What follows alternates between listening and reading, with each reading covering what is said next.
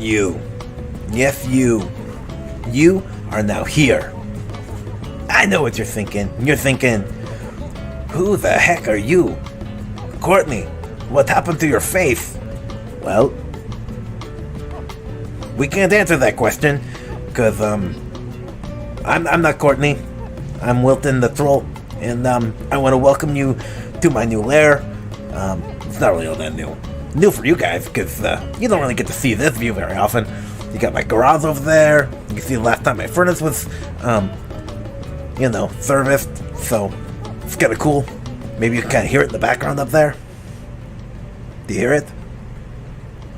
Because I hear it.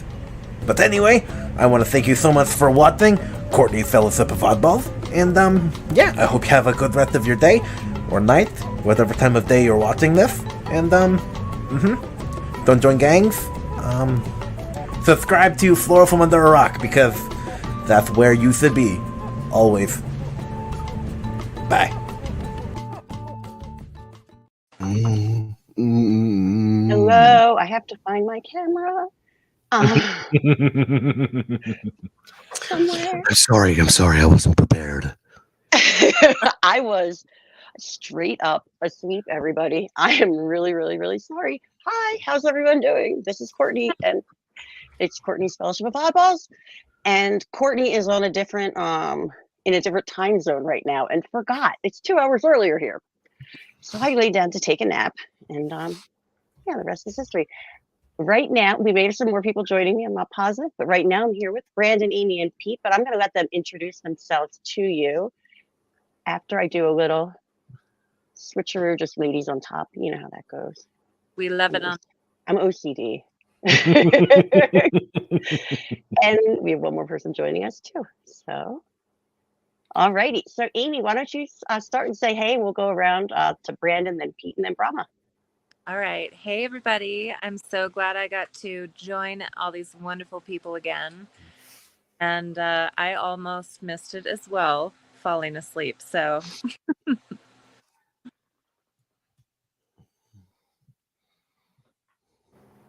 Brandon? Oh, is it my turn already? All right. Well, I am Brandon, the anime guy, and I run my own channel. And tomorrow at 12 p.m. Eastern Time is Anime 101. And that's what I do. I talk anime, I talk manga, I enjoy it as much as possible. And the reason why is because, as we'll get into, Western media has been broken in a lot of ways. Amen to that. And I am Pete of the Creepy Little Book. You can find me right here on YouTube under the Creepy Little Book. I like to stream really late at night, generally around 1 a.m. Eastern Standard Time when possible. My schedule's been a little off lately, so I've been very sporadic. I just did a stream last night. If you're interested, go check it out. It was about aliens. That's kind of what I'm into. Extraterrestrials, ghosts, Bigfoot. The strange and mysterious is what you'll find, and the strange and mysterious is what you'll get. So check out the Creepy Little Book right here on YouTube. And thank you so much for having me, Court. And I'm Brahma Bull. My channel is Brahma Bull. I do a lot of political stuff and do a few panels a week. And you can find me on Comics Division's channel mostly. So, yeah. And I'm in Colorado, where Courtney is, I believe. And we're getting pounded with snow. So I'm still up because I'm clearing off the gazebo about every 30, 40 minutes from heavy, heavy May snow. It's been fun. Wow. Makes me glad that I'm here in Idaho. We got cold, but we did not get the snow. We're like 6 inches already. We'll get it. Yeah, I woke up this morning and just about had a heart attack. And Amy and I were talking about the same thing because we're right across the way from each other. Hold on, I'm just getting my glasses because I realized I can't read any of the chat. It was 80 yesterday, and we've got 6 inches of snow right now. And it'll be 80 on Sunday. Now, it's supposed to go up to 96 degrees tomorrow here in Philadelphia. I'm glad I'm not that used. I would not be enjoying that. 96 degrees. I've got to put air conditioners in the house tomorrow. I got to lug all these window units around and start shoving them in the windows. Okay. Got to keep the place cool. Everyone, let me just apologize to the people that I didn't already. For instance, I see Jack is here. I'm going to start kind of going through. Hi, Jack. How are you doing? I fell asleep, and it's a time change. I don't know how I managed to set a time. And you know what it is? my computer is still on East Coast time. It never changed because I'm looking at it right now and it says 1:45. And I don't know where my phone went off, Joe. It's probably left somewhere, but it's not that here, correct? It's I mean, 11:45 here. yeah. Okay, that's I think where I went wrong. I don't know where my phone is. Anyway, so I'm really sorry about that. We all know I'm usually late, but I don't usually sleep through a stream. Okay. Oh, and we have one more person. Oh, my dog has been spoiled. For a treat, he will come say hello. Come say hello. Walter. I love you, Say Walter. Come. Why are you? You don't want to be on camera. I'm not gonna make you. Okay, we'll go back to him. So I just want to say hi to the chat really quick. Hi, Jack, and hi, Sci-Fi Nation. Sweet, you're on. Yeah, it only took me like 10 million years, but I made it happen. I saw Sunny Cat's here. What's up, Sunny Cat? It's raining here, and and everyone's done in Florida for the Comic-Con thing. Isn't that where? Yeah, that is all Orlando. happening? Mm-hmm. Snowtub, I'm late again. You shush. I'm always late. We know that. That's so funny. Well, what's I'm funny is used- this time he's on time. I know he's on time, and I'm like an hour late, I think. Jeez. Only an hour. Sci-Fi says he likes the ladies on top. Sorry, Brandon. We'll make long hair. There we go. Pete, you're a lady now. He's a lady. Whoa, she's a lady. Talking about my little lady.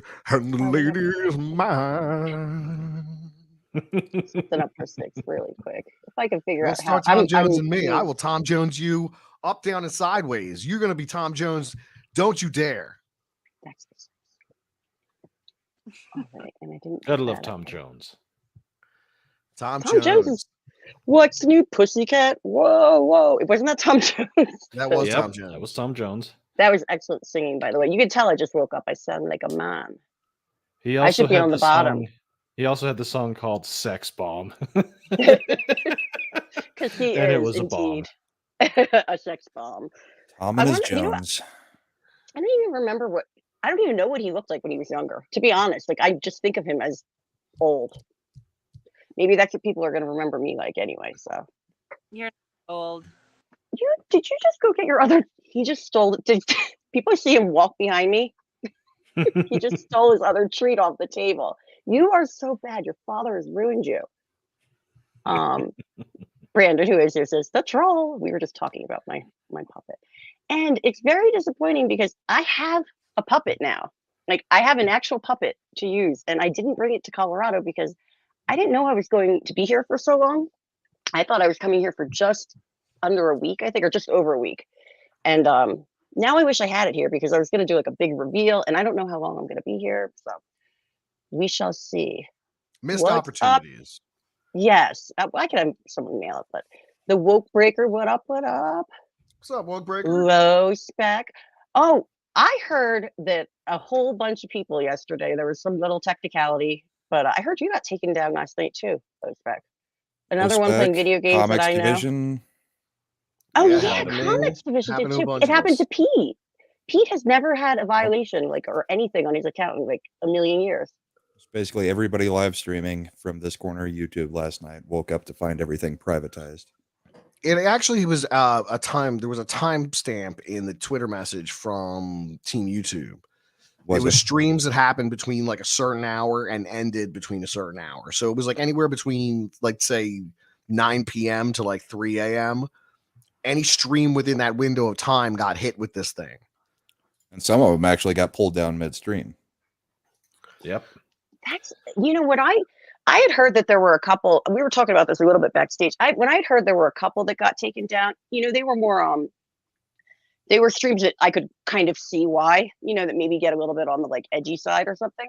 But then when I talked to Pete last night and he was like, yeah, because I slept through his stream. I was like, you streamed, I missed it. And he's like, well, it got taken down. And I was like, what? Then I Is started, yours back up yet, Pete? Mine is back up. Yeah. They wouldn't let me appeal it at first. Right. And then after I saw the message on Twitter that they had fixed the problem, I went back into my dashboard and I was able to set the stream to public without any issue. And, fortunately, they said it doesn't affect my account either way. So it was obviously some kind of glitch. I think it hit thousands upon thousands of people that were probably streaming that same time of night. Yeah. So. Yeah. Well, I'm just glad that they reversed that. And yeah, me too. That's the problem when you start relying upon algorithms and AIs to try and do all that stuff. It eventually is going to do something stupid, and bada bing, bada boom, it did. And Brummable, it is nice to meet you. This is a first for me. First we've been on stream together. Yeah, we've talked quite a bit in chat, but nice to see you. Yes. Well, as much as I show my face, I'm so animated over here. I've actually seen your face. I know.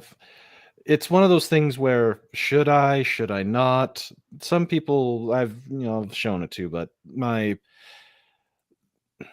it's a tough one. I might do it eventually, but I've also been told it keeps the mystique in place. No one knows what the face to the voice is like. So we'll see. I haven't had anyone make an avatar for me yet, so mine's my picture anyway. It's like my 13-year-old daughter did mine. Yeah, yours nice. Is awesome. We've talked about that. That's awesome. That is very cool. I just wanted to comment on this. Laszlo has been turned on to the powers of nemophilia. I don't know how exactly to pronounce it, but from Lospec, who turned me on to that band too. And Laszlo, I agree. They are very, very awesome. He's talking about some Manowar. Whenever I hear Nemo, I think of Little Nemo the Dream Master. Good game. That is a good one. I remember that game, and I never saw the movie. As well. Little Nemo was one of the first comic strips. I love the medium of comic strips. Always did. Used to love the Sunday paper for the comics in it. It's a lost art now. I mean, I don't even think they still do that. Yes. No, they do here. Tracy, Prince Valiant, Calvin and Hobbes. Marmaduke. They still do, but most of them that are out there they're just not that good. I used to love Family Circus. I don't know why I like Family Circus. Yeah, Family Circus. That's another one. High and Low. Do you remember Hagar the Horrible? Farside? Yeah. Yeah, Farside was my favorite by far. Gary Larson. Farside was great. Farside, before Farside was Bloom County. I remember that. That was like BLUME, wasn't it? Or no, I'm thinking Judy Bloom. No, Bloom, totally like the flower, awesome. Bloom County. And it had characters from I remember now. And Peanuts was there too. I'm thinking of Outland. Opus the Penguin, are you familiar with him? No, I'm not. Nope. Okay, so there was Bloom County, and then Bloom County became Outland. And it centers around a talking anthropomorphic penguin and an insane cat. There's also a couple of human characters as well. Bloom County was kind of political in nature. Yeah, I do remember that now. Yeah. And then Outland they were in this weird other dimension, like this kind of like dream world they populated with these weird characters. Well, I was always a fan of that too. I just think the medium is such a lost art. There are so many things that are gone that will never return. You know what I mean?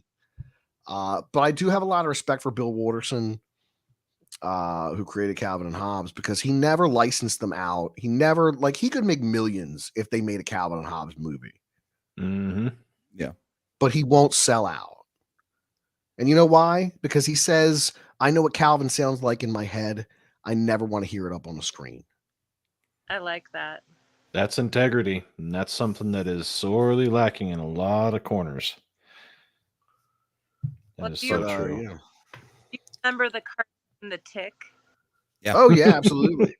And they did a movie on it, which I have kind of refused to watch. My son actually started watching it tonight, and I don't even know how the movie is, but I feel the same. I'm like, I don't know if I want to ruin The Tick for myself. I loved that as a cartoon. The live action series with Patrick Warburton was funny. I didn't like the more recent one.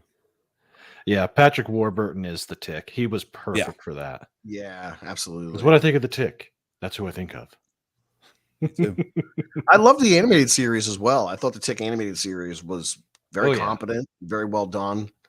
Yeah. I know they changed some of the characters' names here and there. Oh yeah, over the years, Deflator Mouse became something else. But it stuck to the spirit of what it should Yeah, be. like and they didn't what was it? deviate from Batman Well. Batman Well was Well. Deflator Mouse. And I think that was just because the cartoon was for kids. Nobody knows what Deflator Mouse is. Yeah. Well, there's one series that that started off as a comic cartoon, but eventually became a PC game, and that was Sam and Max. Sam and Max, were they dogs Yes. and detectives? It's the police, the dog that's a police, he's a detective, not a police, but a freelance police, and then his hyperkinetic rabbity thingy buddy. But Sam and Max is hilarious. It is. Oh, how can I describe it? It's an old point and click adventure that was done by LucasArts back when LucasArts was at the top of their game. So the game came out in '93, but the comic series was done before that, and I can see the guy who created it because he worked on it at LucasArts. It was the guy that worked there actually did it, but I can't.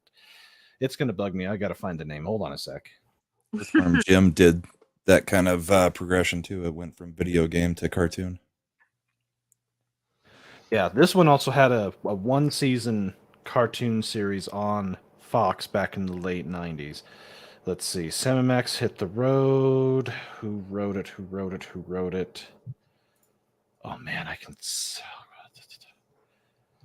Steve Purcell originally debuted the comic in '87. And then the original game, was based on the '89 Sam and Max comic On the Road. The duo take the case of a missing Bigfoot from a nearby carnival, traveling to many American culture tourist sites to solve the mystery. Yeah, it is a classic of the era, and really one of the heights of LucasArts. I think that's another thing too that's become a lost art: the innovation in video games. Yes, I don't play video games anymore because I don't care.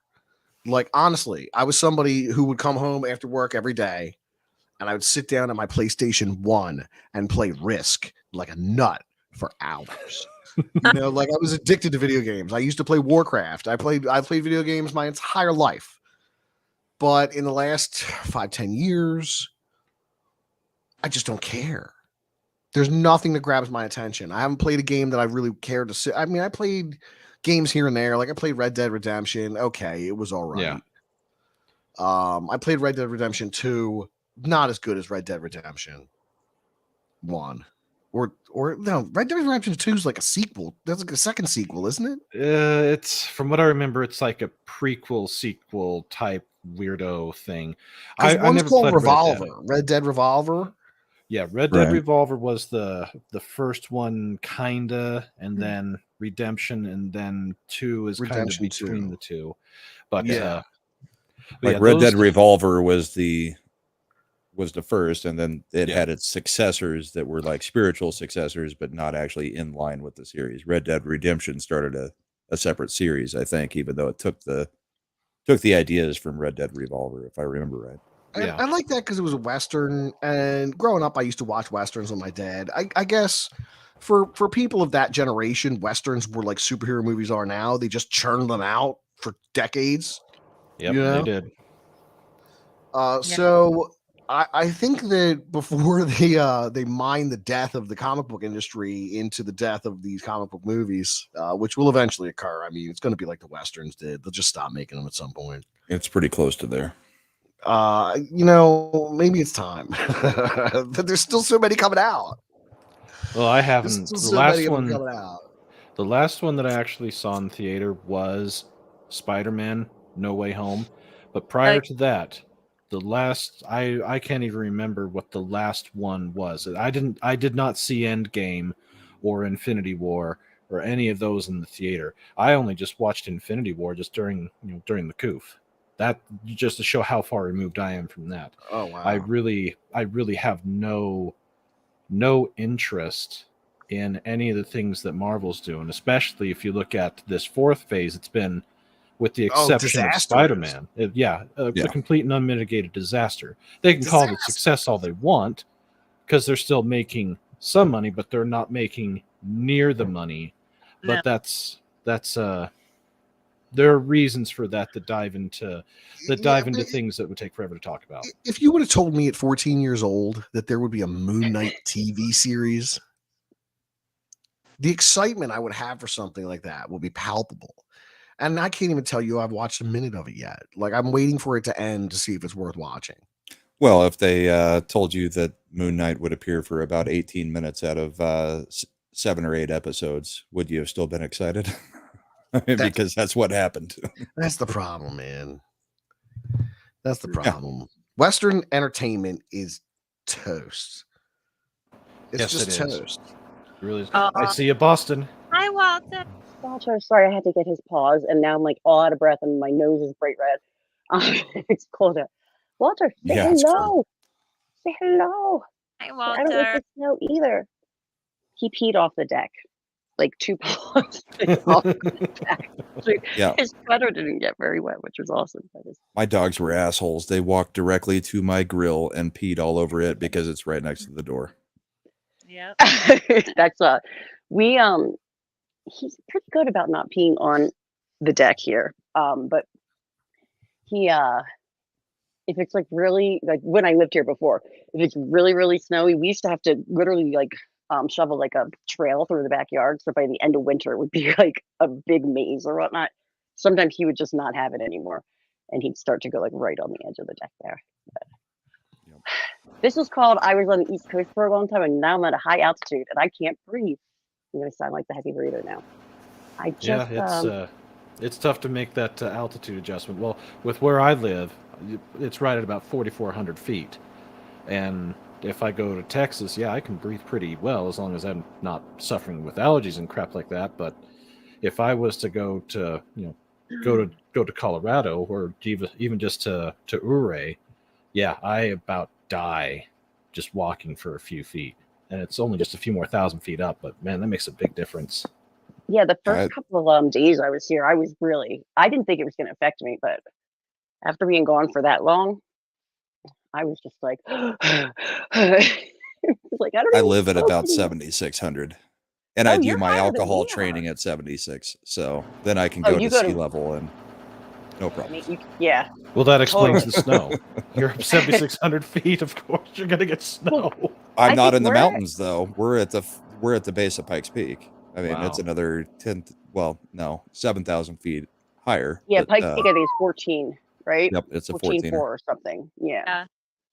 We're at 6,900, aren't we, or something like that, or 60? Yeah, I think it's 7, 8, or 9, something in there. Denver is famously mile high, so we're all a little bit higher than Denver. Just gonna say hello to the rest of the chat because I feel bad now. Pinatra, hello. It is so much later than I said when I was starting, and he said, "Wake up, Courtney." That was one of the first things I saw actually when I woke up and went to the bed. And that's when you said it'll be 5 minutes. Yeah. Daytona Falls. I don't even know if anyone's still here. I know who this is, but Hank Durbs, he'll probably pass out, but try to make it. He's probably definitely asleep. If you are still there, hello. Rough Girl TV, she might be asleep also by now. I'm so sorry. Although there are 17 people watching, if you are watching and you don't mind hitting that like button, that would be super cool. Don't hate me tonight, please. Don't hate me. And I hit it 2 hours ago when the stream came up. A couple other people have just popped in now. Everything refreshed for me. Hold on. There's new people. What up, Papa Cotton?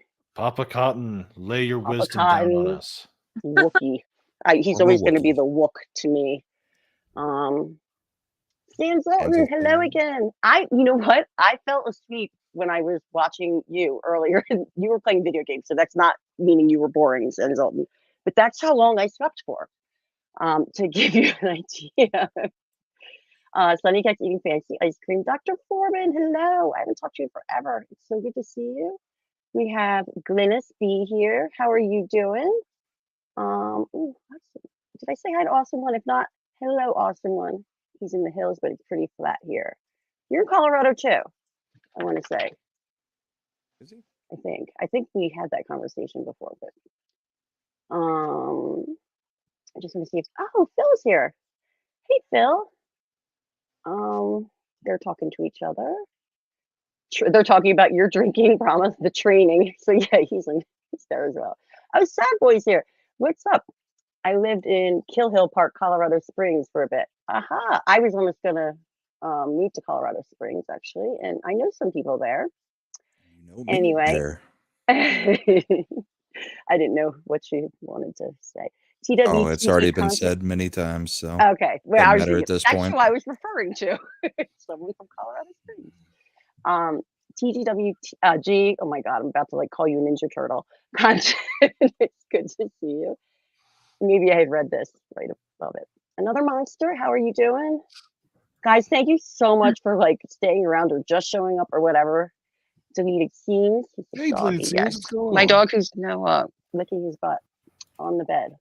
That's nice, Walter. That's a lot of information there. That's a lot of information. Where were we? I think we were talking about the death of Western Yeah. media.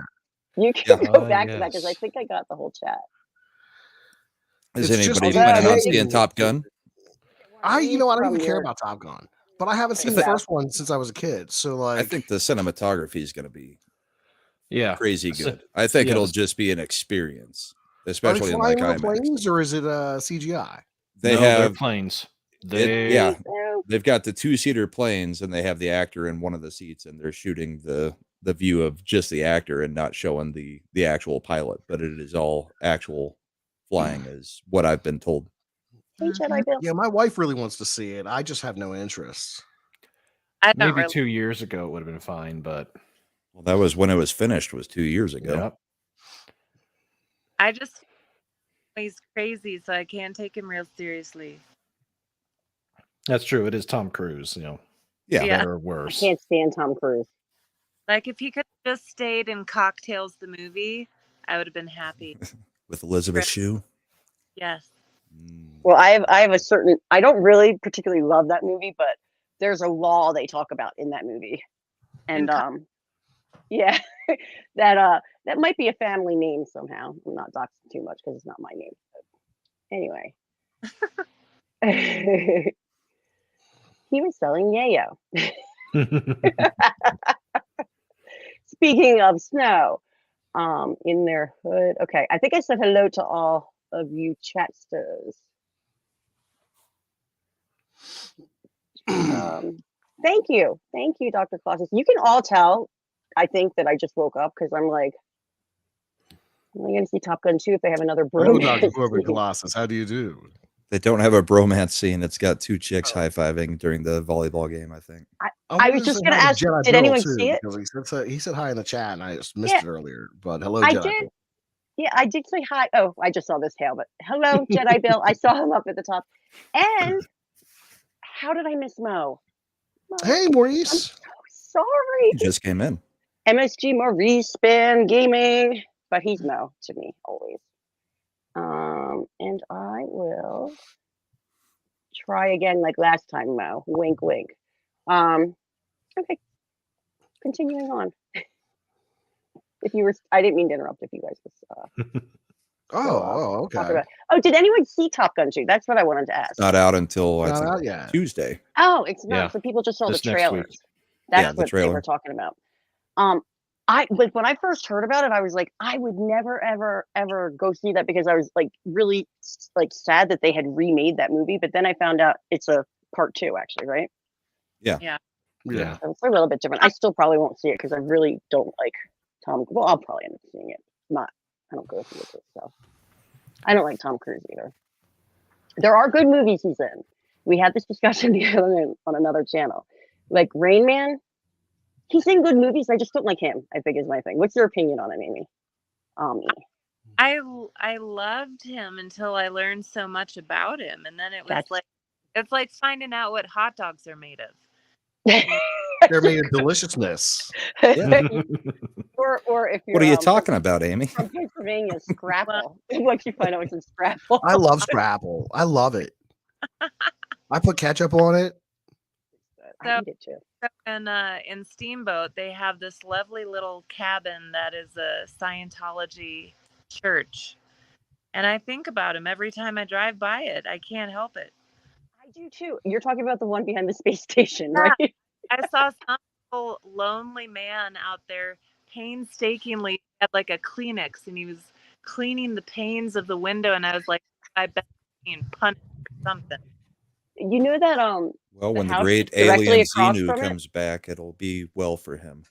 That's what he said. The house that's directly like across the street from it, that old Victorian or whatever, that was my first place here in town. It was a cool little place. It's made of like, it's like 3 apartments in there now, but I never see anybody go in there, nor do I see gather. because because you go around the back. There's like parking in the back, so you actually enter out the back of into the back of the house. There's the grass back there. Like going to the adult video store. Yeah. Everybody hides on their way in. It's really The funny adult that you video Nobody say ever that. uses the Open 24 door. hours. They're like knock 5 times and wink to get in. Do they even still exist? They're still Oh my around. gosh. I was in that little top window. So next time you look at the Scientology place and the little guy wiping down it, look at that house. And I was in that little top room, the little square. You couldn't Yeah. put an AC up there. And so like in the summertime, and the ceiling was like this, up top. Yeah. I mean, so like I couldn't even stand. I could stand in the middle of the room. Basically, it was so hot up there. It was like the worst. DJ B2 has joined us. What up, With that DJ? month and a half that we have of summer here. Yeah, but it's the sun here. It gets really like It just- does. Yeah. it's hot. It is. I really liked this comment about Tom Cruise and cries a lot like Say the last movie that I saw Tom Cruise in that I thought was actually pretty good was Edge of Tomorrow. That's pretty much it as far as anything within the past 12 years. Live, die, repeat. I gotta say, Yep. I don't like modern science fiction. It's too dystopian for my taste. Yeah. I used to I'm a love little with Star you on Trek. Like, I love the original series. I love Next Generation. I love Voyager and Deep Space Nine. I've never watched Enterprise because I don't care about prequel series, which is exactly why I won't watch Discovery or Strange New Worlds. You're And wise. I did watch season 1 of Picard, and I was like, this makes no sense. It's like Next Generation didn't happen. If you thought Droid. season 1 was bad, don't watch season 2. And here's all I'll say about Star Trek. All of those series, including Enterprise, you can trace back directly who was running them, and they have a direct link back to Gene Roddenberry. Yeah. Whereas with the current crop, you do not, and that's why you have such abjectly terrible everything about modern Trek from 09 to present. It's not Star Trek. It really truly isn't. So you know, when I saw that original 2009 Star Trek J.J. Abrams movie in the theaters, I gotta say, I didn't hate it, but in hindsight, it really gave them a window to screw everything up. Yes, it did. Yeah, the alternate timeline thing was a good idea. Everything up. And Star Trek has always so competently handled time travel that for them to screw up so colossally in that fashion, just so they could retell the story, and I don't know, it was a cash grab. Oh yeah, that's exactly what it is. But you know what? That's one cash grab that hasn't been working. Let me give it to you this way. With the second season of Puke Hard, even IGN, the shill of shills, could only muster up to give the whole season a 4. That's how bad it was. And yeah, Strange New Worlds, I won't even give it the time of day. It's terrible. Papa Cotton, I swear, man, sometimes, you gotta let us Star Trek peeps vent just a smidge here. Just a little bit. I just mean, when it comes down to it, science fiction in general. Yeah. I like hopeful science fiction. I like science fiction that shows us in a future where things went right. Yep. And all science fiction now is a future where things are terrible. I'm going to say one thing about Star Trek, because I never say anything about Star Trek, and then I'm going to shut you down for a few minutes on the Star Trek thing, because I don't want to know any more about it, because guess what? This is what I'm exciting, actually. I'm actually going to do the dive and start with the original Star Trek. I have been put up to it with, I'm on Sunday Night Geekery every Sunday night on Mark D with the C's channel. And Clobbering Times is on there, and they're huge Trekkies, and they have been they show like some of the original stuff, and I'm obsessed with like stuff from the 60s. So I was like, I could see myself kind of getting into this older stuff. Other people have told me, oh, if you're going to do it, start with this and this. I can't even tell you the names. I know nothing. Start from the beginning. And when I tell people I've never seen Star Trek, like on certain panels, they're like, well, it's okay. I've got a friend of mine, Master Paul. He's never seen it, and he's a 26-year-old kid, but then again, his list of what things he hasn't seen is overly long. But I've been working with him on that, and we've gone through the original series, the animated series, and we're on to the 4th season of Next Generation. And also, I had never seen the original series all the way through. I've seen the first season because that first season is just so top notch. So you will enjoy it. You will have fun. And just remember when the time frame that it was made, and you'll be fine. You will enjoy it. I love stuff from that time frame. That's the whole thing. Like I prefer older TV to current TV. Like I still love to watch episodes of like Bonanza.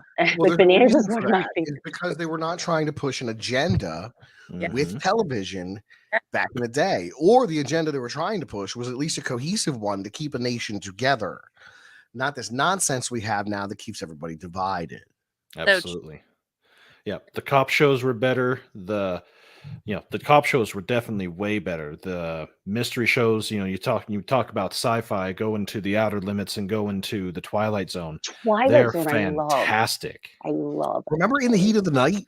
That was a great cop show. Yes, In the Heat of the Night is so good. And really even back to like shows that don't even fall under that category. Like I love watching like of course now I'm going to draw up like Gidget. And I also have a huge thing for like the 1960s beach party movies, like Frank Avalon and Annette Funicello. I like Gidget movies too. I remember watching all the Gidget movies before, like, and sometimes Gidget's famous for being Gidget. On the TV show, she's not, but I think in the movies she is. Just remember with Elvis, he's got to sing it always. We're gonna win this race. Elvis, what's your favorite drink? Lemonade. That's still one of the funniest skits that Eddie Murphy ever did, was talking about Elvis. I still think the funniest is from Raw when he's like, women be shopping. You can't stop a woman from shopping. He goes off on women, and you could not do that nowadays either. And I think it's hilarious. And guess what? I'm a woman. No, he can't. Believe it or not. Oh, look a lot of things you can't do nowadays. That's very true. It's my friend from the land that doesn't exist. And I learned how to say it from this person. Everyone, tell me how I say it if I'm good. It's called Straya. Don't do that. You just like, don't do that. I love you. They call me Mr. Tibbs. Damn right they do. Who was it that recommended was that another monster? Another monster recommended The Expanse to me. I watched 9 episodes of that and decided I did not care for it.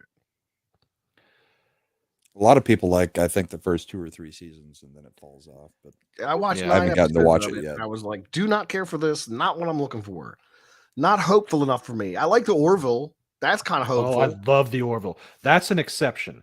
That is the biggest exception to the modern rule. Even though Seth MacFarlane can be a little in on certain things, at least when he puts his heart and soul into a TV show, he does it in such a way that everybody else can enjoy it.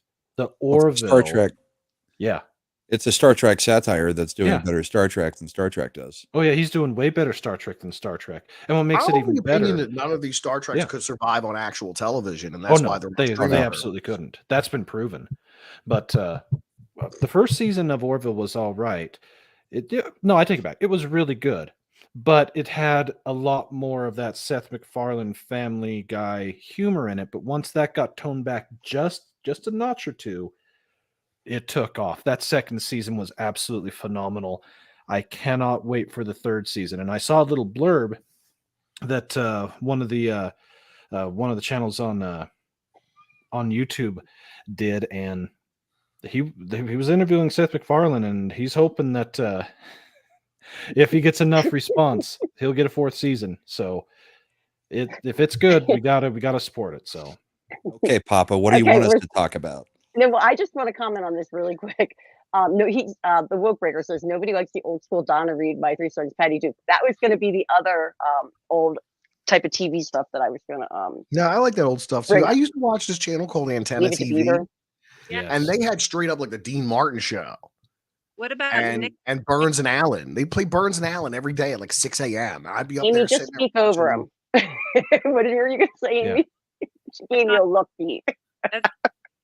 That Nick at Night too. They like Dragnet and Mr. Ed. Mr. Ed. Yeah. Mr. Ed was like my favorite. Green Gables or no Green Acres. I can't hear Amy. Hold on. I gotta figure out how to turn. Oh, not mute. Well, you. we get about every other word from her too. I know, it's horrible. That's better. We need to get you a new microphone. That's what we got to do. Somebody super chat for a new microphone. I'm not professional like you guys. There we go. We can hear better, right, everyone? A little bit. Hi, yeah, that's better. Much better. That's better. Okay. You can at least tell when she's trying to talk now. So old school Nick at Night was fantastic, whereas now, it is what it is. Is it still going? Yeah, but it's more like stuff that's been within the past 20 years. Oh. So now it's like Full House and Family Matters. Well, Full House, the crappy version. Mr. Wells. And then Mr. Ed. I have to everything always goes to music with me. Of course, MASH, baby. Of course. MASH was awesome. Yeah. MASH. Yeah, that was. Speaking of music, I have a starred comment, so I'm going to change the subject for just a moment. Yes. I started this, so I wouldn't forget. Glennis B said off topic. She's going to see Metallica in a few months. Oh, I wanted. San Goodness, it's still around. Are they playing Antarctica again? It seems like the only place they ever do anything. That's pretty cool to see Metallica. I've never seen Metallica. I haven't either. Neither have I. I have not seen them either. I saw them at Mile High with Power Man 5000, Korn, Kid Rock, Metallica, and there was somebody else there. It was the Asylum tour. It was interesting. They brought in a helicopter for one. Whoa. Oh, Vancouver, British Columbia, she says. That's cool. But Power Man 5000, that's a band I haven't heard of in a while. They were that's Rob Zombie's brother. Yeah. If for those who don't know. So White Zombie was big in that. Yeah. That was a great album. I was in college when that came out, and I worked on Newbury Street in Boston, and they're from that area. So we used to the band came into it was like a rock and roll kind of punk shop or whatever. They used to come in, and that's how I heard that album. It was really good. They were a good band. I never knew that I know I heard their name after that, but I kind of thought they dissipated. They kind of had the one album and just kind of. Yeah, there's a lot of stuff from that time frame that there's very little of it that still exists. About the only one that I can think of, well, two of them that are still going, Korn, but then again, they started back in the 90s, and Disturbed, and that's early 2000s. Otherwise, most everybody else is faded into memory. Yeah, see, I cannot do the Korn thing. Well, that's a big problem with rock and roll to begin with. All the rock and roll national acts are old as dirt. Yeah, extremely old as dirt. They're all old. Look at the Foo Fighters. I love you. Well, yeah, they were young guys. Old, they were young, and they were, yeah. But that was 20 years ago. Yeah, well, and Metallica was young old. ones. Like there is more than 20. Like it's just rock and roll is dead too. Like just done. Yeah. That new newer Guns N' Roses song you told me about, Pete. Hard School. Yeah. That's a good song. It What's is Guns a N' really good song. Roses? They're 40 years old. Well, you're talking about old, so I was just gonna bring that up though, because I was actually There's really just surprised no with new that. rock. Like rock is done. Yeah, You're I right. stopped Dude, listening to that's FM radio That's another lost art right there. 10 years Yep. ago. I've got playlists on Spotify or whatever, and the music pretty much ended at about 2004 for me. And Pretty close. nothing since Most has really music for done me much. is like 2000, but I'm just not. Same with movies. It's weird. And music wise, it's like I know the music that I know that since the year 2000 is usually because I was teaching at a high school, so it's like all the current like top 40 stuff that I know that's like after that Stuff you year. don't want to have in your head for Yeah. any reason. And so Low Spec says he saw Korn open for Megadeth. Dave Mustaine, love him. Korn was still kind of love him. funny. I used to love him. But Korn was kind of funny when they played here because Jonathan Davis couldn't breathe. So between every line of lyrics, he had oxygen With on me? the stage and was hitting the mask in between different lines. Are you I sure? believe it. Jen? Pretty I need sure. oxygen right now. Probably from all the drugs and stuff. It didn't help him either at the I time. thought you were going to talk about me. I was like, hey, The way Jonathan Davis sings, it's all I mean, he pushes everything out. I mean, Yep. whether you like him or not, he gives everything to his performances. Yes. And at altitude, yeah, he was gassed from like the first couple minutes and was just hitting oxygen left and right, trying to keep going. Well, I was Bad boy fortunate. knows his music. Sorry. I did get to see one of them on my bucket list. I did get to see Iron Maiden in Salt Lake City at the USANA Open Air Arena back in 2017. They had Ghost opening for them. And I'll tell you what, you want to talk about having one of the most uncomfortable experiences ever and a band that's severely out of place in a state, that was it. It was weird. I got one pretty close to that. In 8th grade, I went to see U2 on the Pop Tour at Mile High and went with my parents because they were big U2 fans too. Mm-hmm. So I was in 8th grade. Guess who's opening for them? Who was it? Freaking Rage Against the Machine is opening for U2. I mean, talk about two groups who don't mix in any way. Half of the stadium is just going, what the hell is this? And then they all, half of the people leave as soon as Rage is done, and you've got half the stadium left for U2 for a U2 concert. Wow, that's weird. It was awkward. That is awkward. I like early YouTube music, like Joshua Tree and stuff like that. But I can't stand Bono. Octane Baby too. But Bono is just he's a self-righteous prick. He really is. And they did this nice. Saturday Night Live skit where they make fun of him, and they also made fun of Chris Martin from Coldplay, who I'm embarrassed to admit, but I actually like Coldplay. That's one of the newer kind of bands that I kind of like. But did you see the South Park episode where Bono is the biggest piece of shit in the world? No, but I have to see it because they make good fun of him there. Hold on, I just saw a band. Wait. Oh, Anthrax. You saw Anthrax open for the Jove, man? Speaking about New Jersey's finest. I saw Anthrax open for Pantera. That was a good one. Yeah. That's awesome. That is awesome. Well, here's one for you. You probably remember this one. But Metallica once opened for Wasp way back in the day. I believe that. Way back. That's cool. I absolutely love Wasp. And here's why. Blackie Lawless is probably one of the most gifted vocalists. He still can wail it. And those first 5 albums were just absolute top. They were so good at what they did. But it's little different era. I had a weird one where Rat and Megadeth were co-headlining. You go from Round and Round being really the only song Rat had to play, and then Megadeth doing 2 hours of hit after hit after hit. Yeah. And Jackal was the opener, and I love Jackal. That's pretty good actually. Rat had some pretty good stuff, but yeah. All those depending upon the have era. I don't know. I like a lot of those hair bands or rock bands or whatever you want to call them. Cannibal Corpse.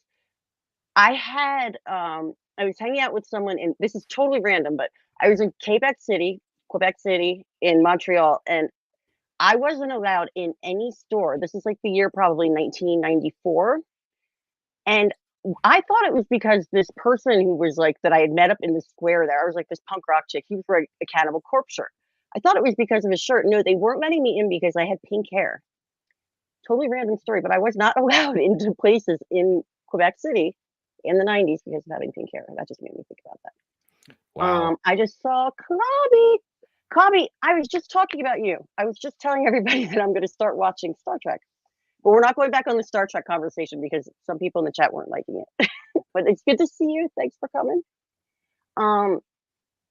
The chat is going so fast. I'm sorry if I'm missing everybody's. Haven't listened to Megadeth since Rest in Peace. I was recently at a hotel a couple years ago, and they were playing across the street, and it was hilarious. In the hotel all night, all you could hear was like Megadeth. People were just randomly screaming Megadeth the entire night. It was hilarious. He is talking about System of a Down, POD. Everyone hated POD. I'm not a huge System of a Down fan, but I did like that their hit song was like a little catchy. I've never really got into them, I guess. The newer like new metal for me, I guess I just skipped over it. Yeah. You think you saw Lady in Your Church, her son is a Cannibal Corpse. Random, but that's cool. Going back to the hair metal and like those bands, like you're talking about Rat and Wasp and stuff like that. They used to have like the most amazing bands play it. Like, did you ever go to any of the shows, Pete, at like the Philly Rib Festivals? The Philly Rib Festival. I didn't even know there was a Rib Festival because I'd be there. They had a Philly Rib Festival like a couple years in a row. This is back around like the 218 days too, like when I used to go to your band. Fest at Hall & Oates played. there was a straight up Rib Festival, and one year it was more like just straight 80s. It was the Tubes, Missing Persons, and Flock of Seagulls played. Very disappointing because Flock of Seagulls they were in like flannel shirts and they were not Flock of Seagulls, but and the Tubes, it was just lame. But another year it was Quiet Riot played, and that dude definitely has more hair. The singer, I can't think of his name right now, than he did in the 80s. So like we just kept talking about like either hair extensions, plugs, or whatever. We who knows, wig. But and they played with is it Warrant that did Cherry Pie? Yep. Yeah. Warrant and Poison, and I love Poison. I don't care what anybody says. I got to hang out with CC DeVille. Super crazy, super cool. I will always love Look What the Cat Dragged In. Did you give him an old-fashioned handski? Nah, I didn't. No, we've got the same initials, CC and CC. We made jokes about that. No, he's like crazy, awesome. And then of course we've got Slayer. Yeah, it's not just Slayer. It's Slayer. Yeah.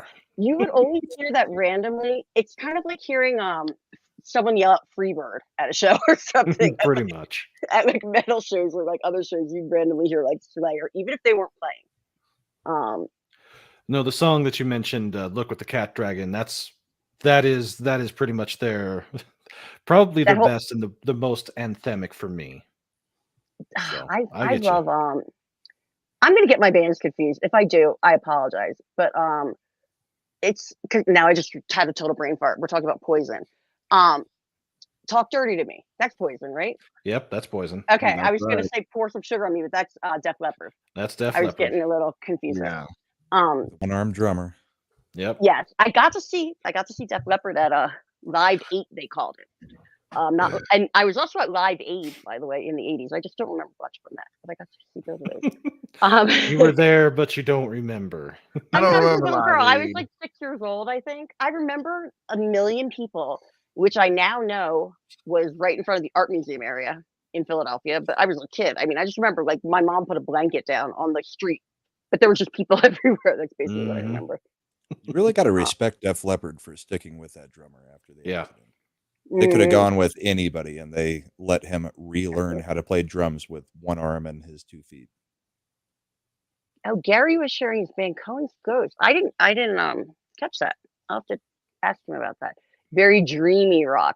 What did he do in that band? Dio. Okay. There we go. Yeah, there you go. Was it Dio or I might be saying this wrong. Maybe it was Wasp. One of the people, someone from Dio or Wasp was an instructor at my college, at Berkeley College of Music. I'm gonna have to look it up. Oh no, I lied. It was the drummer from Winger. Totally. It's Dio or Wasp. Nope, it's It was Winger. the drummer Sorry, from Winger. Winger was our. Kip Winger is very underrated in his guitar skills.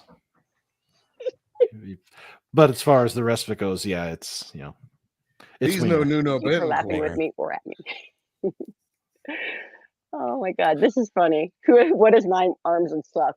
Def Leppard. I will say this: when it goes to Black Sabbath, the only albums that I'll listen to from them are the 3 with Ronnie James Dio. They're the only ones I'll do. Rainbow with Dio was awesome too. Okay. I have not heard, I don't think, of any of these bands. So Motionless in White, Electric Callboy, Silverstein, like Shel Silverstein, I'm gonna assume. Just spelled differently, or maybe I don't know. Beast in Black, and I read that initially as 9 Inch Nails, but it's nothing like that. Ice 9 Kills. Has anybody Nope. I haven't Heard of any listened of to these anything bands? recent. They haven't. I'm gonna Nothing star that. has ever drawn me in the past few years. I have no idea who any of those are. He said Winger. Shut up, Beavis. Damn it, Beavis. Yeah, I love Ozzy is Beavis not and Butthead. looking. He's not looking too good these days. But then again, he's old and he's got terminal illness that's gonna strike him sooner than he probably was thinking. Sad boy, I'm also a bass player. Bassists rule. And he says he always hated hair bands, never could help it. I don't know. I think it's because I was younger in the 80s, but Motley Crue, and it's early Motley Crue, like these years, but I may or may not have a very large Motley Crue inspired tattoo all across my torso. We'll just put it that way. May or may not.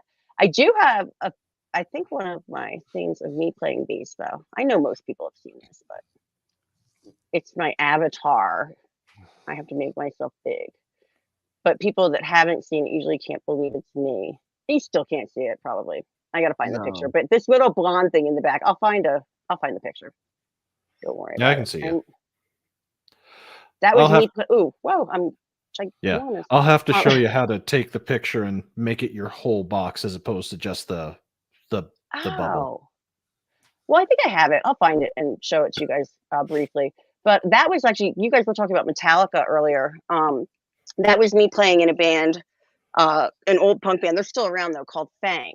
And Fang did most of the people in my chat know this, but there are new people here. So Fang had a song called The Money Will Roll Right In that was covered by a lot of larger bands, like Nirvana covered it, Mudhoney, Buffalo Surfers, Green Day, but also Metallica did. Metallica does an instrumental version on Injustice for All, I think. It's like the extended version or something, but they covered that. So since I'm talking about, wasn't that one Orion? Wasn't it that one that was on the Justice album? Hold on a second. It's been a while since I've seen that. The song's called The Money Will Roll Right In, and they don't do the lyrics. Oh. It's just the guitar version, but it's very it's a very noticeable. Most people that hear it will be like, "Oh yeah, I've totally heard that." Anyway, I have to run to the bathroom for a moment. So, Buffalo Surfers, I saw them. I did too. They were not cool. You knew them. Oh, I'm gonna have to talk to you about that one time, Papa Cotton. Wook, you got stories to tell me. And I only liked one song from them, Pepper. I saw them with I went to see them, and Stone Temple Pilots was like, it was before they were big. So I actually saw Stone Temple Pilots one time. I'm not really a STP fan that much, but anyway. I was a grunge guy. I'm gonna have to give you guys a topple. Just don't go back into Star Trek right now. I should put Amy in charge.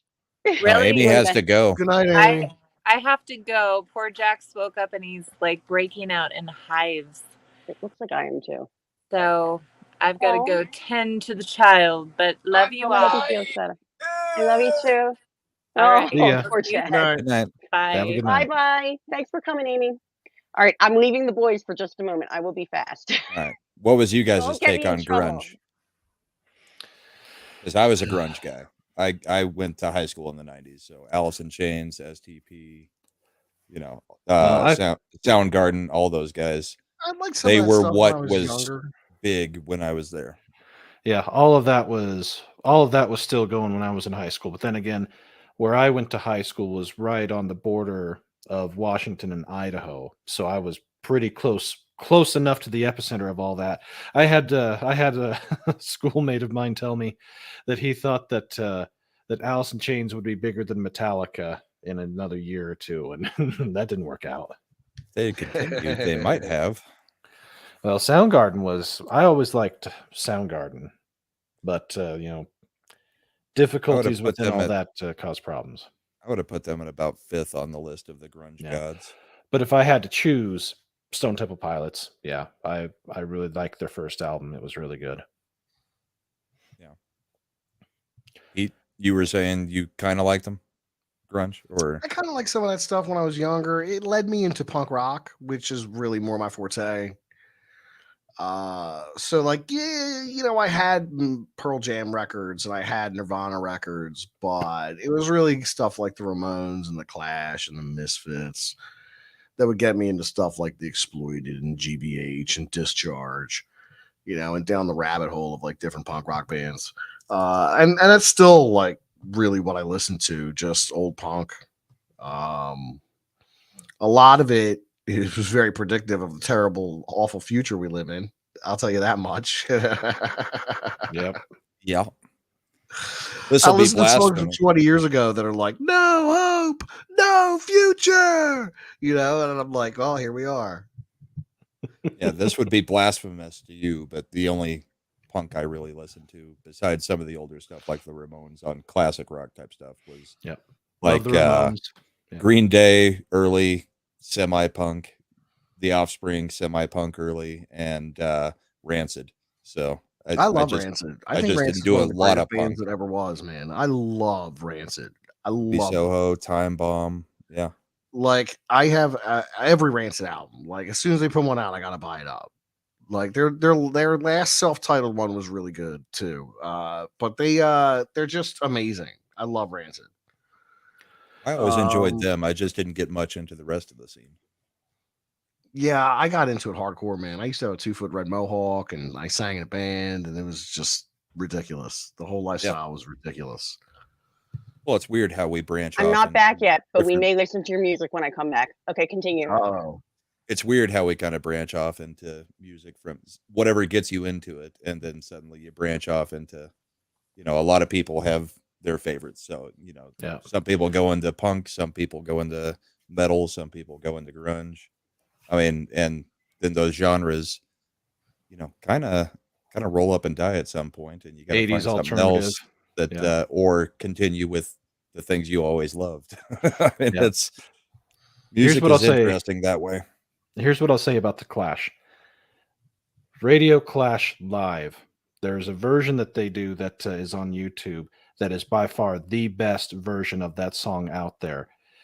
They sounded at least with that song, they sounded 10 times better than the studio version. The studio version's great, but them live was just way better. And yeah, it's worth looking for and finding. And the way that you can tell that it is the right one is it'll show clips of them live, but then it intermixes with other stuff because for whatever reason, whoever recorded it either didn't survive completely or they didn't record it very well to begin with. One of the two.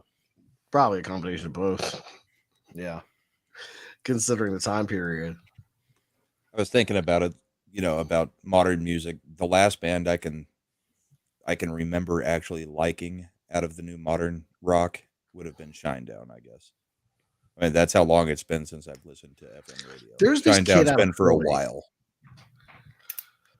I think his name is Oscar Capps, and he's in a band called Stolen Wheelchairs. What a name. And they are a modern punk band. I mean, he's like 18 years old. They're like a modern punk band that sounds like a 90s punk band on purpose. Like they capture the spirit of like 1997 completely. It's just, it reminds me of bands like The Unseen, a lot, Unseen Casualties, those kind of bands. And he does a really good cover of Alleyways and Avenues by Rancid. They're in Camden, right across the bridge from Philly, with the city in the background. And it's like three of them on guitar, and they're just doing Rancid's Alleyways and Avenues, and it is incredible. He also covers the Gallows, Off With Their Heads, Nightlife. No, the Gallows Nightlife. That's what I'm thinking of. Off With Their Heads is a different band.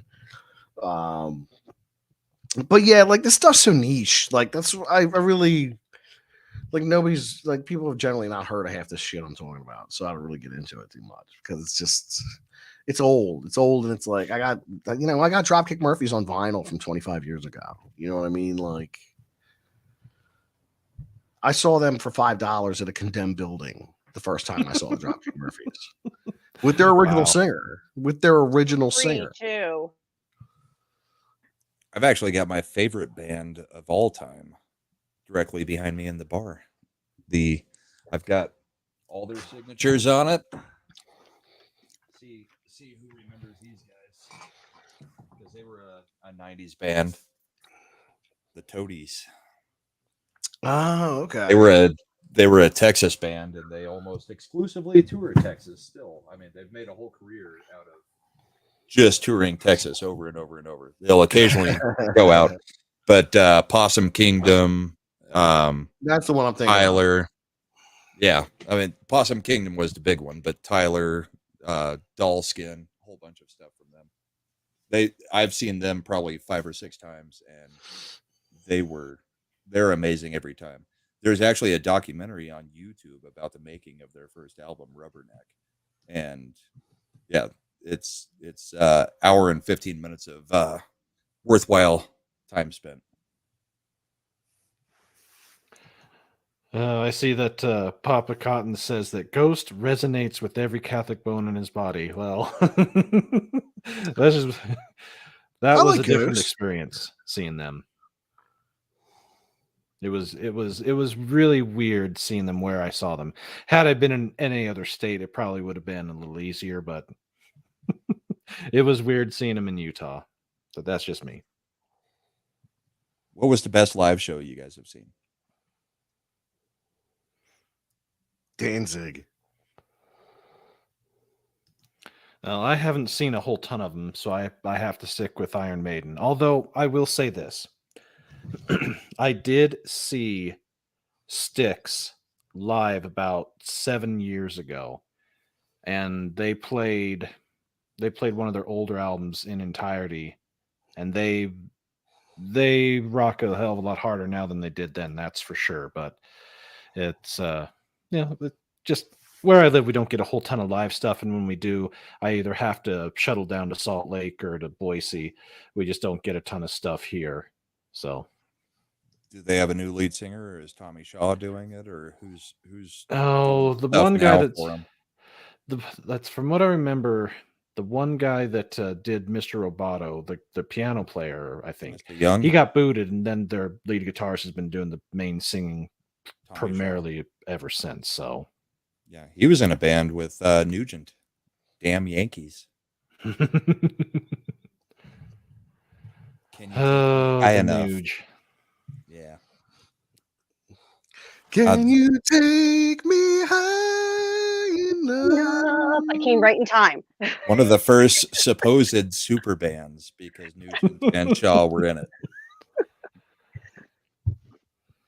Oh my God, that sounds creepy in my head now. Okay. Let's see.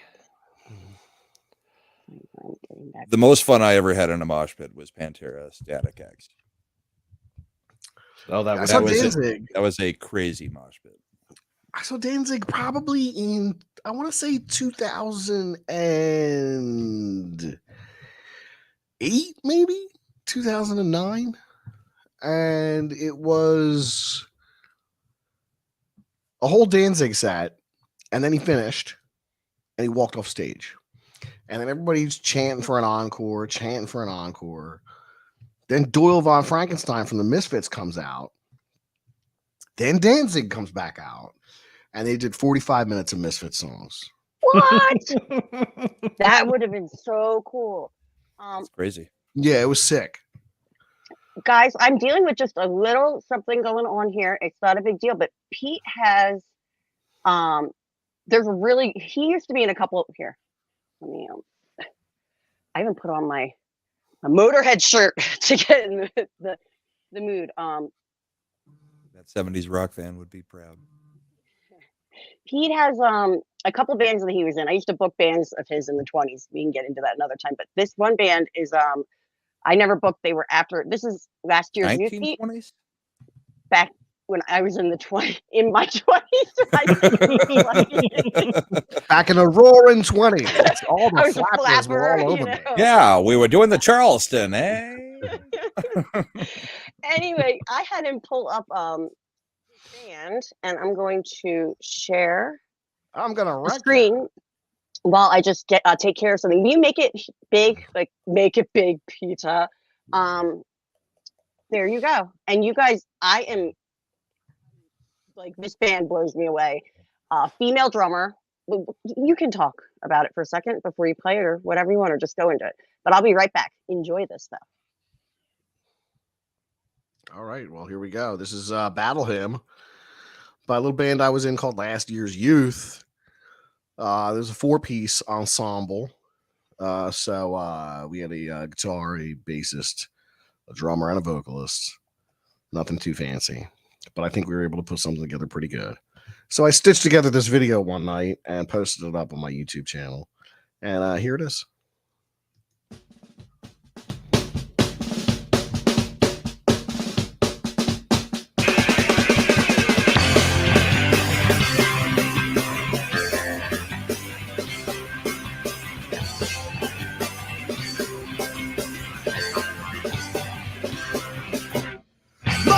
The glory, the future coming fastest, trampling out the vintage and traditions of the past. Listen the frightful lightning and face red days go by. The world goes marching on. In the pale blue light, in a million cul-de-sac, there's an altar built to TV stars that advertise and cash.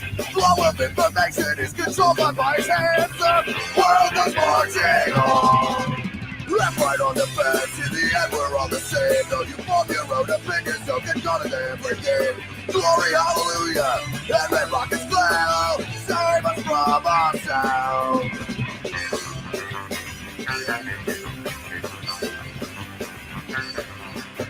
In the burning gospel writ on monuments of stone, oh, the names of fallen heroes will forever there be shown. And when freedom reigns, and when brave men make their own, the world goes marching on. Sounding forth the trumpet, and she'll never call retreat until the minds of the misguided they are open up to see. Be swift, my soul, and take the punch for what I believe. The world goes marching on. Left, right on the fence, in the end we're all the same. Though you form your own opinions, don't get caught in every game. Glory, hallelujah, and red rockets glow. Save us from ourselves.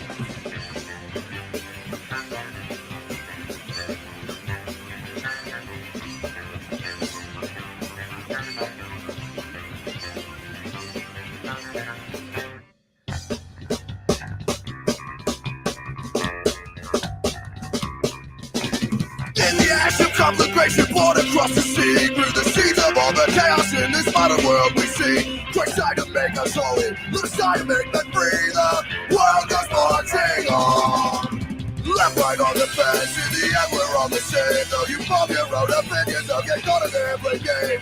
Glory, hallelujah, and red rockets glow. Save us from ourselves, oh, save us from ourselves, oh, save us from ourselves.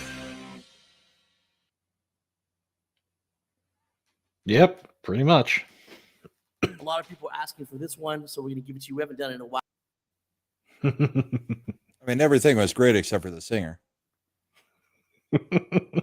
You're muted, Pete. That is very true. Very true. I faked my way through the whole thing. If you guys didn't know, that was Pete. One more that you do want to play, feel free. While I'm just back at the computer. People got home and I'm just taking care of business for 1 second. My ex came home, guys. Business. That's another good I'm tune. just making sure I don't get interrupted for the next, however long I go. So if you want to share your screen again, I can pop it up. Or if you guys just want to talk about music. Hold on, let me close some stuff down. I'll play one more song. Okay. So let me just I got be too able much to share it stuff while I'm over right here here. now.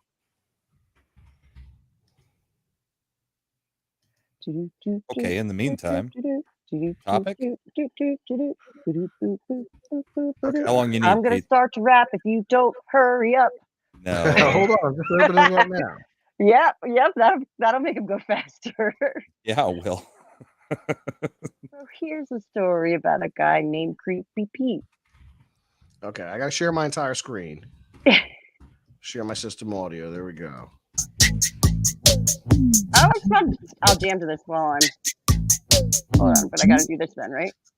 You might have heard this song already. Courtney makes me play it every once in a while. I'll be right back. Turn it up though, Pete. I can't. Oh, I can. It was pretty loud when it was full screen. Okay, I'll go back. My bedroom's got a drain. My bedroom's got a drain. I'll be back. Breathe my steam and let go of your shame. My bedroom's got a drain. My bedroom's got a drain. Behind the door it's gonna pour when I make it rain. My bedroom's got a drain. My bedroom's got a drain. I wash down and keep it clean and do it again. My bedroom's got a drain. My bedroom's got a drain. In the middle of the floor, it's calling your name. My bedroom's got a drain. My bedroom's got a drain. In the middle of the floor, it's calling your name.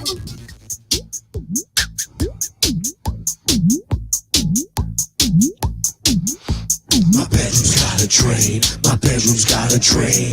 Look out below, we're gonna bust a water main. My bedroom's got a drain. My bedroom's got a drain. You're on adventure through uncharted terrain. My bedroom's got a drain. My bedroom's got a drain. Every drop is going down till nothing remains. My bedroom's got a drain. My bedroom's got a drain. I wash it down and keep it clean. This is my domain. My bedroom's got a drain. My bedroom's got a drain. In the middle of the floor, it's calling your name. My bedroom's got a drain. My bedroom's got a drain. In the middle of the floor, it's calling your name. Stand over the drain. I will explain. You will proclaim. Stand over the drain. I will explain. You will proclaim.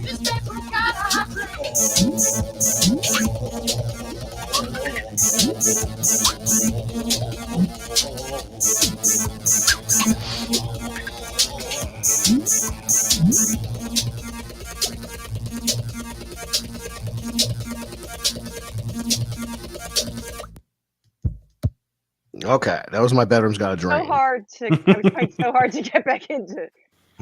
Now I'm out of breath.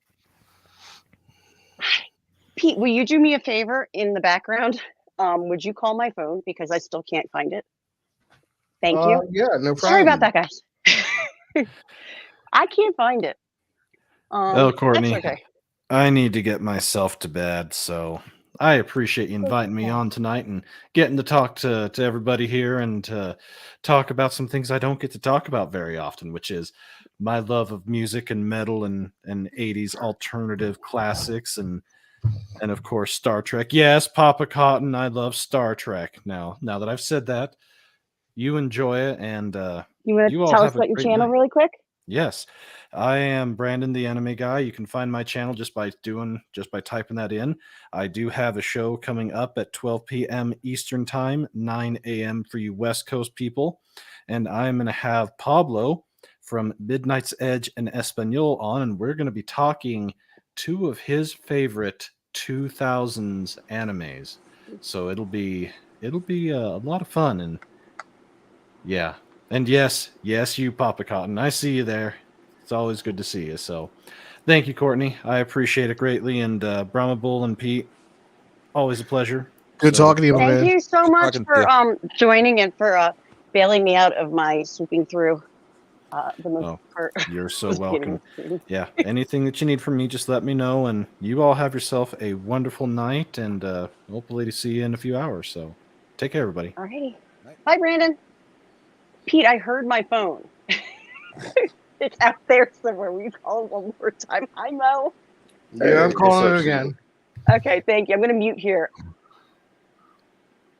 What's up, Rama? I'll be right back. It's much more fun when she feels her phone.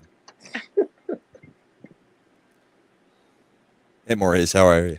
Hey, man, I'm doing all right. Maurice! What's up, Pete? How do you do? Man, I can't call it. How you doing, bro? I'm doing okay. How's your eyes going? They're all fucked up. Oh, I man. have no idea. Where it is. Did you find it? No, it's okay. It's here somewhere. It might be in a drawer of mine, to be honest. Why would it be in a drawer? I don't know. She's trying to It's hide like it. crawling back onto the bed. It's in a pile of snow out on the deck. Yeah. I Okay, can hear it. before I close this music down, because I'm sharing this all still, right? Yes. You gonna play one more Okay, time? before I close this down, I'm gonna play you the only love song I ever wrote. Mhm. It's not about me. No. That's weird. I thought the Drain song was about a weird serial He's killer romantic. love type thing. Did Mo get a chance to say hi yet? Hi, Mo. Yes. We said You're hi. saying hi. You're just running around looking for a phone. Yeah, you're looking for your phone. You're missing everything. Everything has been crazy since I woke up. What is this? Quit rubbing your microphone on your shirt. What is going on here? We just saw a weird angle of him too now. Don't use your mic as a vibrator. I'm muting you for a second, Mo, until you get it together. All right, here we go. You ready? There. Okay. Yes. This song is called Nowhere Fast. It's a good song.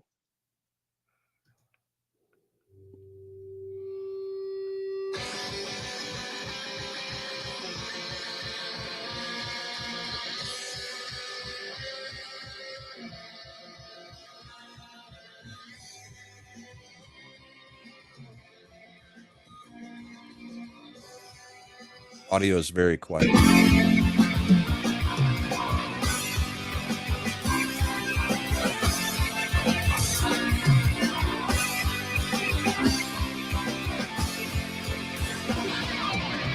Let if this is the worst place to be the first place I'd ever look. Let if this is our last chance be the first chance I ever took.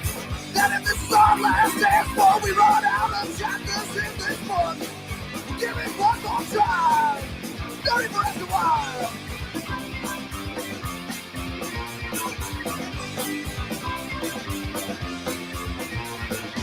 It's got a grip that just won't let go. Took everything from me. I realize this is all that I know. Not what I used to be. Set it off, fuel my fire. Follow me to the flame. Get addiction and just can't let go. There it is around me.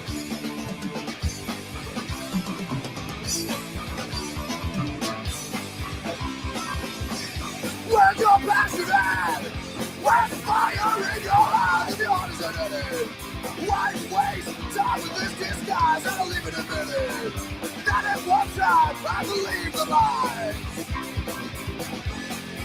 Not even look at lies.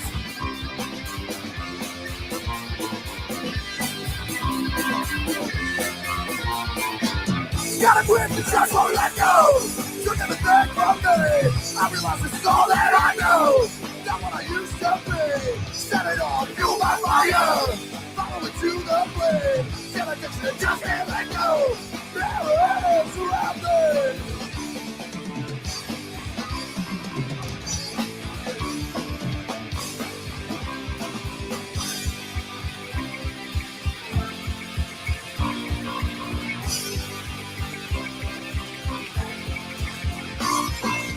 Let him out with the mission. Cause I've been practicing for years. Lessons about it. You just sit back there and nothing all my fears. Not just take a time out. Just sit right back and have another beer. If you're looking, we'll be right here.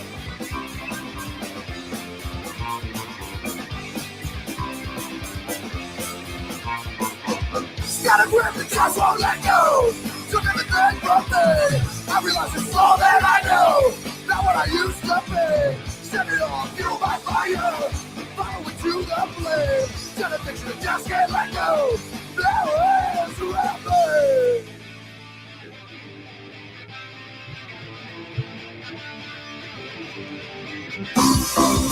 Got a grip and just won't let go. Took everything from me. I realize it's all that I know. Not what I used to be. Set it off, fuel by fire.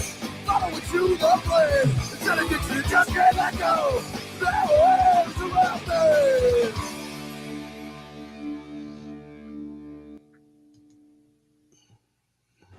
I just realized I'm. That's fire. That's fire. Thank you very much. Thank is- you. That song is 16 years old. Is that's last year's youth then? No, that's Anger and Addiction. That is Anger. Wow. Only Yeah. 16 years are It's still all- together. 16 He's years only ago? 2 years older than my middle child. Well, according to Pete, it's like yesterday for me because I have a gap of like 14 years that I missed. So I go immediately from like today back to like what 2009 or something like that. Let me let you guys in on a little secret.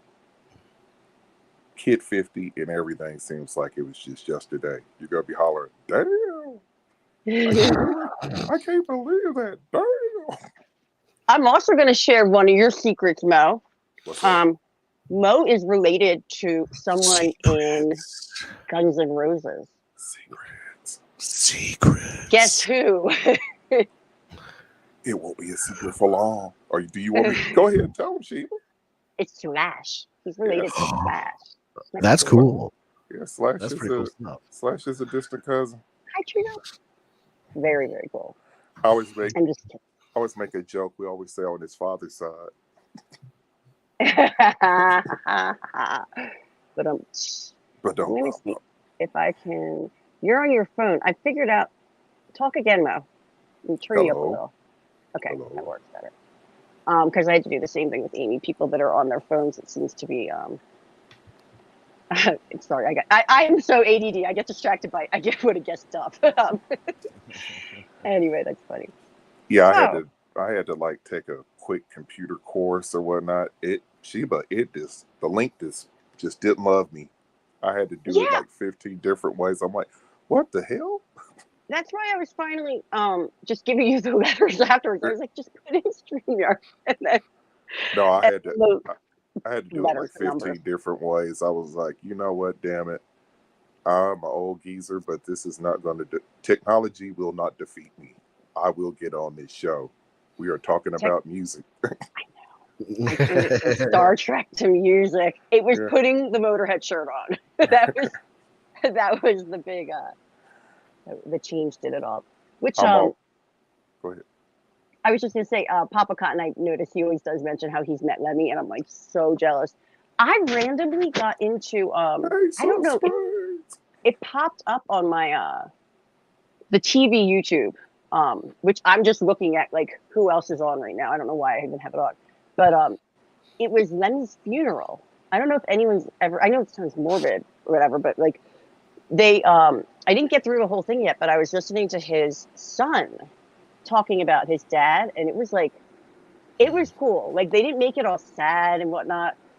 They were making jokes, and because that's how Lemmy would have wanted it. But some of the stories are really cool. You can find them on YouTube. Just if you're into that kind of, not into funerals, I guess. But then again, my favorite movie is Harold and Maude, where they do go to funerals for fun. That's your favorite movie, Harold and Maude? Harold and Maude is like my favorite movie of all That's time. your favorite movie? Yeah, and the like older woman and the younger. That's telling a lot about me. I love Harold and Maude. I love Harold and Maude. It's like the best movie ever.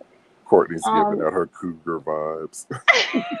Yeah, I was like going to say the relationship and the funeral thing. It's like, okay there, Court. Right. You guys got me for this much more. I'm so sad. Okay. I'm Well, so sad. that's not long, Brahma. Well, That's not we long started at a all, bit bro. late. It's about 4 or 5 deeper than I need to be on a stream. I've got another hour in me easy. Gangsters, Mafia, and Cash Are You. What a name. How's it going? And 34. I have 34 likes. Dang. That's pretty impressive. 35. Wowza. Thank you, Wook, for always making me feel so good about myself. It's a little gross. It's a great movie. Thank you, Dr. Foreman. Did you never see the movie, Pete? What? Harold and Maude? No. Oh, you would actually like it. You'd be into it. Sure I would. You would. No, it's not. It sounds like so. Certainly sounds like a movie I'd love. The Stingray Hearst is After very that, maybe good. I'll watch what's that one with Dustin Hoffman, Tootsie. Maybe I'll watch that one too. Maybe we'll have a double feature of movies Pete doesn't give a flying about. Yeah, Harold takes a Jaguar and a Hearst and welds them together to make a Hearst wire. And his mom loves that, huh? It's, oh my God, it's great. Like, the characters are amazing. I'm not like giving much away because they do it in the very beginning of it. Like, they show it in the very beginning, but Harold is this younger, like, obsessed with funerals, like morose, kind of like goth back in the day. And he likes to fake his own death because basically he's rich as shit and his parents don't pay attention to him. And it's hilarious because he does these like just drawn out like suicide scenes where he's like bloody and gory in the tub and his mom just walks by and goes, "Hi, Harold." Like, you know, that's kind of like the vibe of the character. And he meets Go ahead. His all-time favorite movie, Mrs. Doubtfire. Look at his face. He's not. This is what Pete isn't paying attention to me. Paying attention. Yeah, I just got my pipe in my hand here. Oh, okay, gotcha. We need to teach you the settings on StreamYard that lets you put the chat on the screen, but moves everybody else up so that it's not constantly covering people. I actually like SLC Punk. It's a little after my time, but I actually thought that was an okay movie. What did you think of SLC Punk, Pete? I like SLC Punk. I've watched it a million times. That movie was not after your time. That movie came out while we were living in that house on Oxford, me and the boys. Well, we were like adults, though. Yeah, of course we were adults. The But I movie was just- about adult. It was like okay, mid to late Suburbia 90s. was more. Yeah, Suburbia. I just like movies like that a little bit more. Suburbia I came like out when you were 4 years old. Well, There wasn't I no know, but I crush watched it when I was a teenager. I feel like the movies that I saw when I was a teenager versus what I saw in my 20s. I am older than you two, Pete. Remember. There wasn't no Beach Street. Street. I have seen Fight Club. You're not supposed to talk about Fight Club. Fight Club is a good movie, though. That's Angela's favorite movie. Pootie Tang. I don't watch a lot of movies and TV. Like, I just don't. Yeah, I it don't wasn't no anymore. Pootie Tang. I know Pootie Tang. I've Wasn't seen no Pootie Pootie Tang. You got to meet Matthew Lillard. I like him. I really do. He does a lot of he's been on a lot of like cool kind of like more indie like podcasts and stuff. Like he's a cool dude in real life. He seems like. I haven't met him, but I'm jealous. That when you went to the con about a month and a half ago, Angelus? He'll answer in chat, of course. Yeah. Not on stream. Where's the Indian Club? Where's the Indian Club? Why have I not heard of the Indian Club? I know like the Rat in Boston, it's not there anymore. CBGB's like been there, but what's the Indian Club? Yeah, a lot of those old clubs are closed down. What's the All the Indian old clubs on the East Coast are gone. Yeah. Well, The SLC Rat, Punk the Wall, was Salt Lake Stog City, 13. so the anime guy may have known of the Indian Club because he's in Utah, if they actually were Utah true in the movie. Oh, you're right. They were in Utah. Hi, Conquest. Yeah, Summit. SLC is Salt Lake I City. had a moment of like senior moment there. I just like zoned out for a second. I'm like, Pete just fell out of his chair. He just, okay. so it is in Utah. Yes, you're right. Thank you, Probable. I still haven't eaten anything. I have a snack next to me. I'm like a derp. I had a Dunkin' Also, Donuts. many years today. of rock and roll lifestyle will do Oh, that to did you? I did. I Time had to make sausage, the egg, and donut. cheese on a bagel with one of those iced coffees. It was pretty good. Wait, did you get it at Wawa? No, No, it's not the Dunkin'. donut. Oh, Dunkin'. Dunkin's good too. Well, I had birthday cake. Is it your I birthday? made a cake the No. other day, and I don't know where it went. I think my wife No, it's threw it my out on youngest. trash night. It was my youngest. My wife bought like this ginormous sheet cake. Like one of the. Yeah. He had to cut it up to put it in the fridge. I'm like, my son was like, I'm like, well, happy 13th birthday, son. He's like, I don't want to be a man. I'm like, too late. Shut up. He's like, what are we going to have for dinner today, Dad? I'm well, we're going to have cake and cake and cake and cake. I'll make you a cake sandwich. A cake sandwich, leftover cake forever. That's right. My oldest graduates next Friday. What? Graduates from high school. I'm going to get back to this comment because I do want to comment on that. It's so crazy to me. But then if I think about it, if I did have kids, I am technically old enough to be a grandmother. It's pretty scary. And we had a honeymoon baby. I got married when I was 21. So 21? I'm 40. Yeah, you're younger than me. Yeah, all of my friends are just now, like in the last 5 years, having kids, and I'm on the tail end of it. I've got a 13-year-old and an 18-year-old, so it's like, no, I'll get to live the rest of my life. They all got to live their 20s and 30s, but I'll be free, hopefully, when I have money. Too, don't make Pete depressed. Pete's like at that point. Well, now I pointed the wrong way again. I'm like, Pete's won in the last 5 years with the youngins. And Mo, go ahead. You have a couple. You have a couple kids, right? I've got 3 kids. Yeah, 3. I knew you had. I got a 32, and then I've got 2 13-year-olds. The girl, who's the middle child, she'll turn 14 next month. You have the teenagers, like someone else that was on the panel earlier was talking about. He's got teenage 2 teenage girls thing. Is, fun times. I was so much fun as a teenager, I'm sure.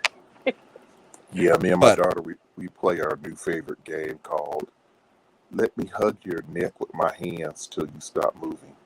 Yeah. Homer Simpson style. Yes. Yeah. I'm proud of her, though.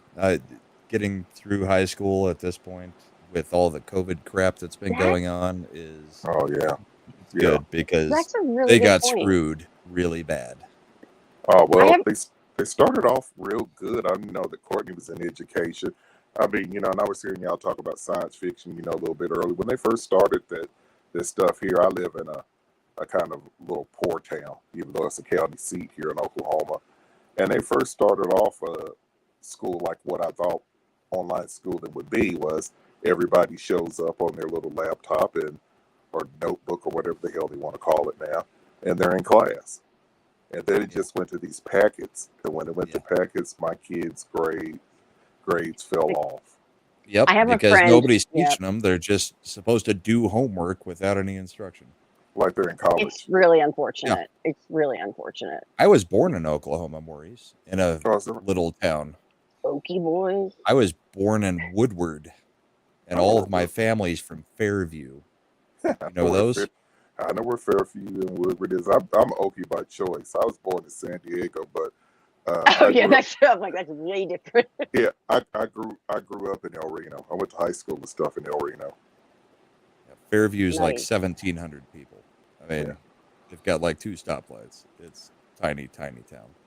I'm trying to get Pete to come to Anadarko, nicknamed Dodge. I'm gonna buy him some land out here. Let him farm.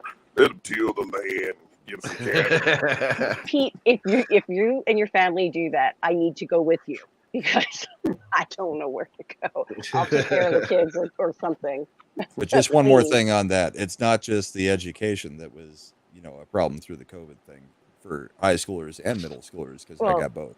It was, 2 years, no sports, no friends. I mean, you're sitting at a computer. You lose your social skills that you're supposed to be gaining through your childhood.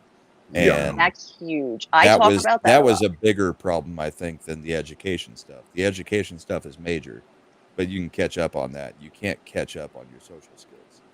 Yeah. I have no idea with like these elementary school kids who couldn't see a teacher's face for 2 years or any of their classmates. I mean, they, behind it, facial expressions are part of humans. You can't live behind a mask for 2 years and pick up on the cues that are given off of people when you're that young. You have you brought up the socialization of like the high school age. I always was thinking about the younger kids because brain development and stuff like that. I've got nieces that are 2 and 4, and then nephew who's 6, will be 3, 5, 7 now. But they're not, you know what I mean? Them not being in school, being at home. Luckily, there's 3 kids there. That was the only thing I used to think. Like, at least, you know, they have each other to kind of play with. But the kids that are not getting those social skills at such a young age, that's huge. That is huge, huge. But then I never thought about it as much in the with the high schoolers and stuff. That must be like major depression. It's like a lot of people I could see like getting really depressed and stuff like that, because that is a huge thing. I'm not going to get into all that depressing talk though, because I will start talking and talking and talking. I'll save that actually. Maybe I'll do. No, I was just saying I'm proud of her for getting through it. I'm super proud I am too. of all the kids that have like just gotten through all this. You know, I have a friend. Actually, I have 2 friends whose kids had to stay back because of that packet thing. You know, because no kid who's in high school is going to do their work. You know, it's like, or they all cheat together. Yeah, because they can just get on their phones and be like, "Hey, you got the packet, right? You know the answers, okay." Mm-hmm. And then when they go back to school, they're stupid as hell because they didn't learn anything for 2 years. Yeah, but they I cheated. I was trying to tell my daughter Savannah, I'm like, you guys have a freaking computer in your hand. Do you know how dangerous I would have been in the 8th grade with a handheld computer like that? You have all the damn answers to every question. You have all of human knowledge in your hand. You have lots of porn. Freaking hand. No, that's what she's saying that some of these dumbasses, some of these really smart kids are doing on their little laptops or whatnot at school. Was that they're on Cornhub, you know, and I'm like, that stuff gets traced. You going, yeah, Dad, I know, but they're still looking at it, and I'm like, tell us more, Papa Cotton. Why? Yeah. I got very interested in 2 of these stories, and I'm going to go back to music because I think people enjoy that. And trust me, and I would go into the education thing. I will bore people. So I want to hear about this encounter with the romance. Oh, okay, yeah. I'm sorry, what'd you say? I said I was first Appetite for Destruction. Yeah, I had a bootleg. I had a out of their trunk, just on like Memorex tape of Appetite for Destruction. So when I got up to New Jersey to the Army, I'm like, man, I know this whole damn tape. And they're like, man, this just came out. And so I'm singing it, you know, singing all the songs. You know, I know all the words to it and everything. They're like, how do you know that? I go, because my cousin is the guitarist off on the damn band. That is so cool. My wife has a tattoo of Guns N' Roses on her calf, and it has not aged well. You know what? Tattoos don't age well at all. My stomach tattoo has not gotten bad, but it's because I'm pale. Like, colors don't fade as much on me. I don't go in the sun. You know, tattoos fade in the sun and stuff like that. And it's not like a weight thing. It's literally the black has just faded to. Yeah, no. It's just blah. And also probably like on the calf, like it gets rubbed against pants more and socks and stuff like that, boots, you know. What's that going to do with anything? You would think that has something to do with the color, you know, the exfoliation of like 7 layers of skin. Yeah, but it's also when you're losing layers of it, wouldn't you think? I don't know. Maybe I don't know. Pedro, you're right. How about that? Thank you. Pete is always nice to hear every once in a while. He's a creepy little book. He is always I've known him too long. I know him just my battles. My deal is because I try to keep up. I don't know if Brahma's like me, but I try to keep up with my kids' social media and stuff because I see a bunch of questionable crap on TikTok and Instagram and stuff like that.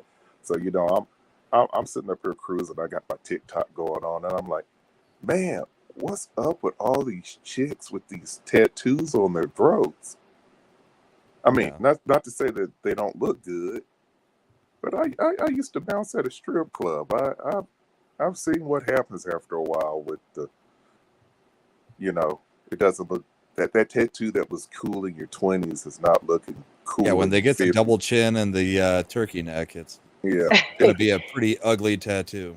See, what I say about that, though, is that because a lot of people say that, like, oh, when you're older, blah, blah, blah. I'm like, when I'm older, I'm going to be old and wrinkly and ugly anyway. It'll still be colorful. You know, You're not Here's gonna my be take on ugly. tattoos. Keep them somewhere where you can conceal them, because most places, even now, you're not going to get a job if you've got a freaking tattoo that's right You know here. what? You think that, I but I mean, just saw a mailman today with a full sleeve. well, that's a Yeah. government job. They don't give a shit about anything.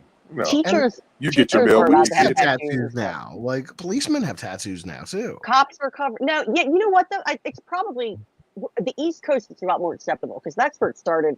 You know, bigger cities and stuff like that. I'm sure.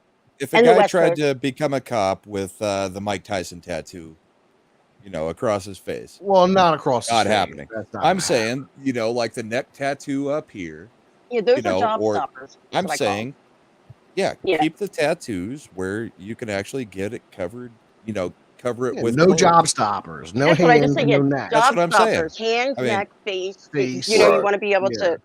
Like yeah, I had a job in town here. It was actually a breakfast joint, but they were corporate. It was like my Saturday job when I was teaching. I could show my tattoos at the high school here, or no, I was working at the elementary school at that time. But I had to wear an ace. I don't know if you guys can see. I had to wear like an ace bandage around just this little area because I couldn't cover it with like.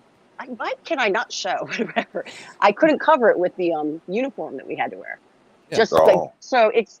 I mean, I wish I had known about some of these like makeup things. This is like probably 10 years ago now, but it's like the old song Signs. The long-haired freaky people need not apply.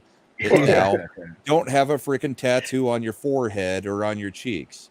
I mean, And do It's- crime. you're just screwing yourself out of certain Gainful jobs. Yeah. And for what? I mean, you can have tattoos. I have no problem with tattoos. Have them all over the place. I Just got don't tattoos put it in a myself. place where you cannot conceal it for an actual respectable type job. You know what I mean? I mean, In the late 90s, I worked at a nursing home, and it was not the job that I applied for, but because I was bigger than everybody, I ended up being a nurse's aide, and they ended up putting me in one of the wings. And these ladies were supposed to be called, or they were called tag loose women back in the days because they had a lot of tattoos and stuff on them. And, and it's like, they were Yeah, that- taboo. that tattoo on your boob, at 20 was real good, but at 85 is not looking too neat, Mrs. Rosenstein. We got like, laughing at the chat. That's true. And an interesting thing is that when I first I wanted to make a comment about the job stopper thing. And Pete, we won't name names, but Pete and I know a mutual friend who, before, I don't even think he was covered everywhere, but he showed up with these 2 neck tattoos Oh yeah. of basically monkey butts, basically.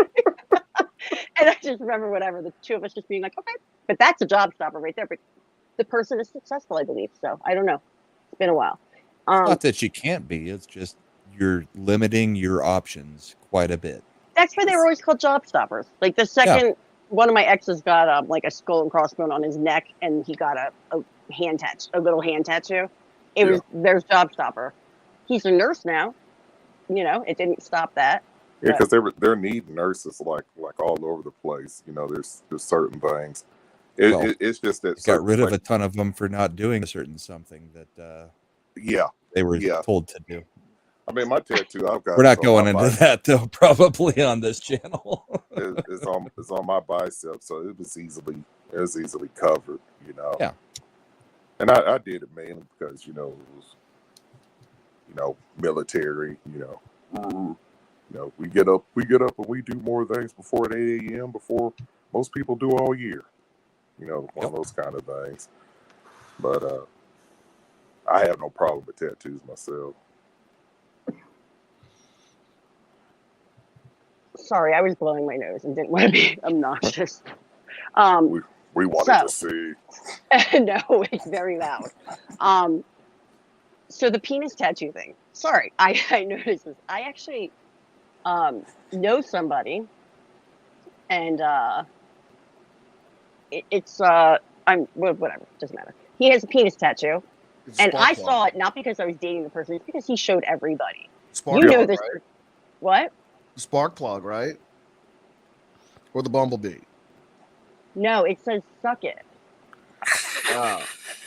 But it looked like suck Roman numeral 2. It was done so poorly.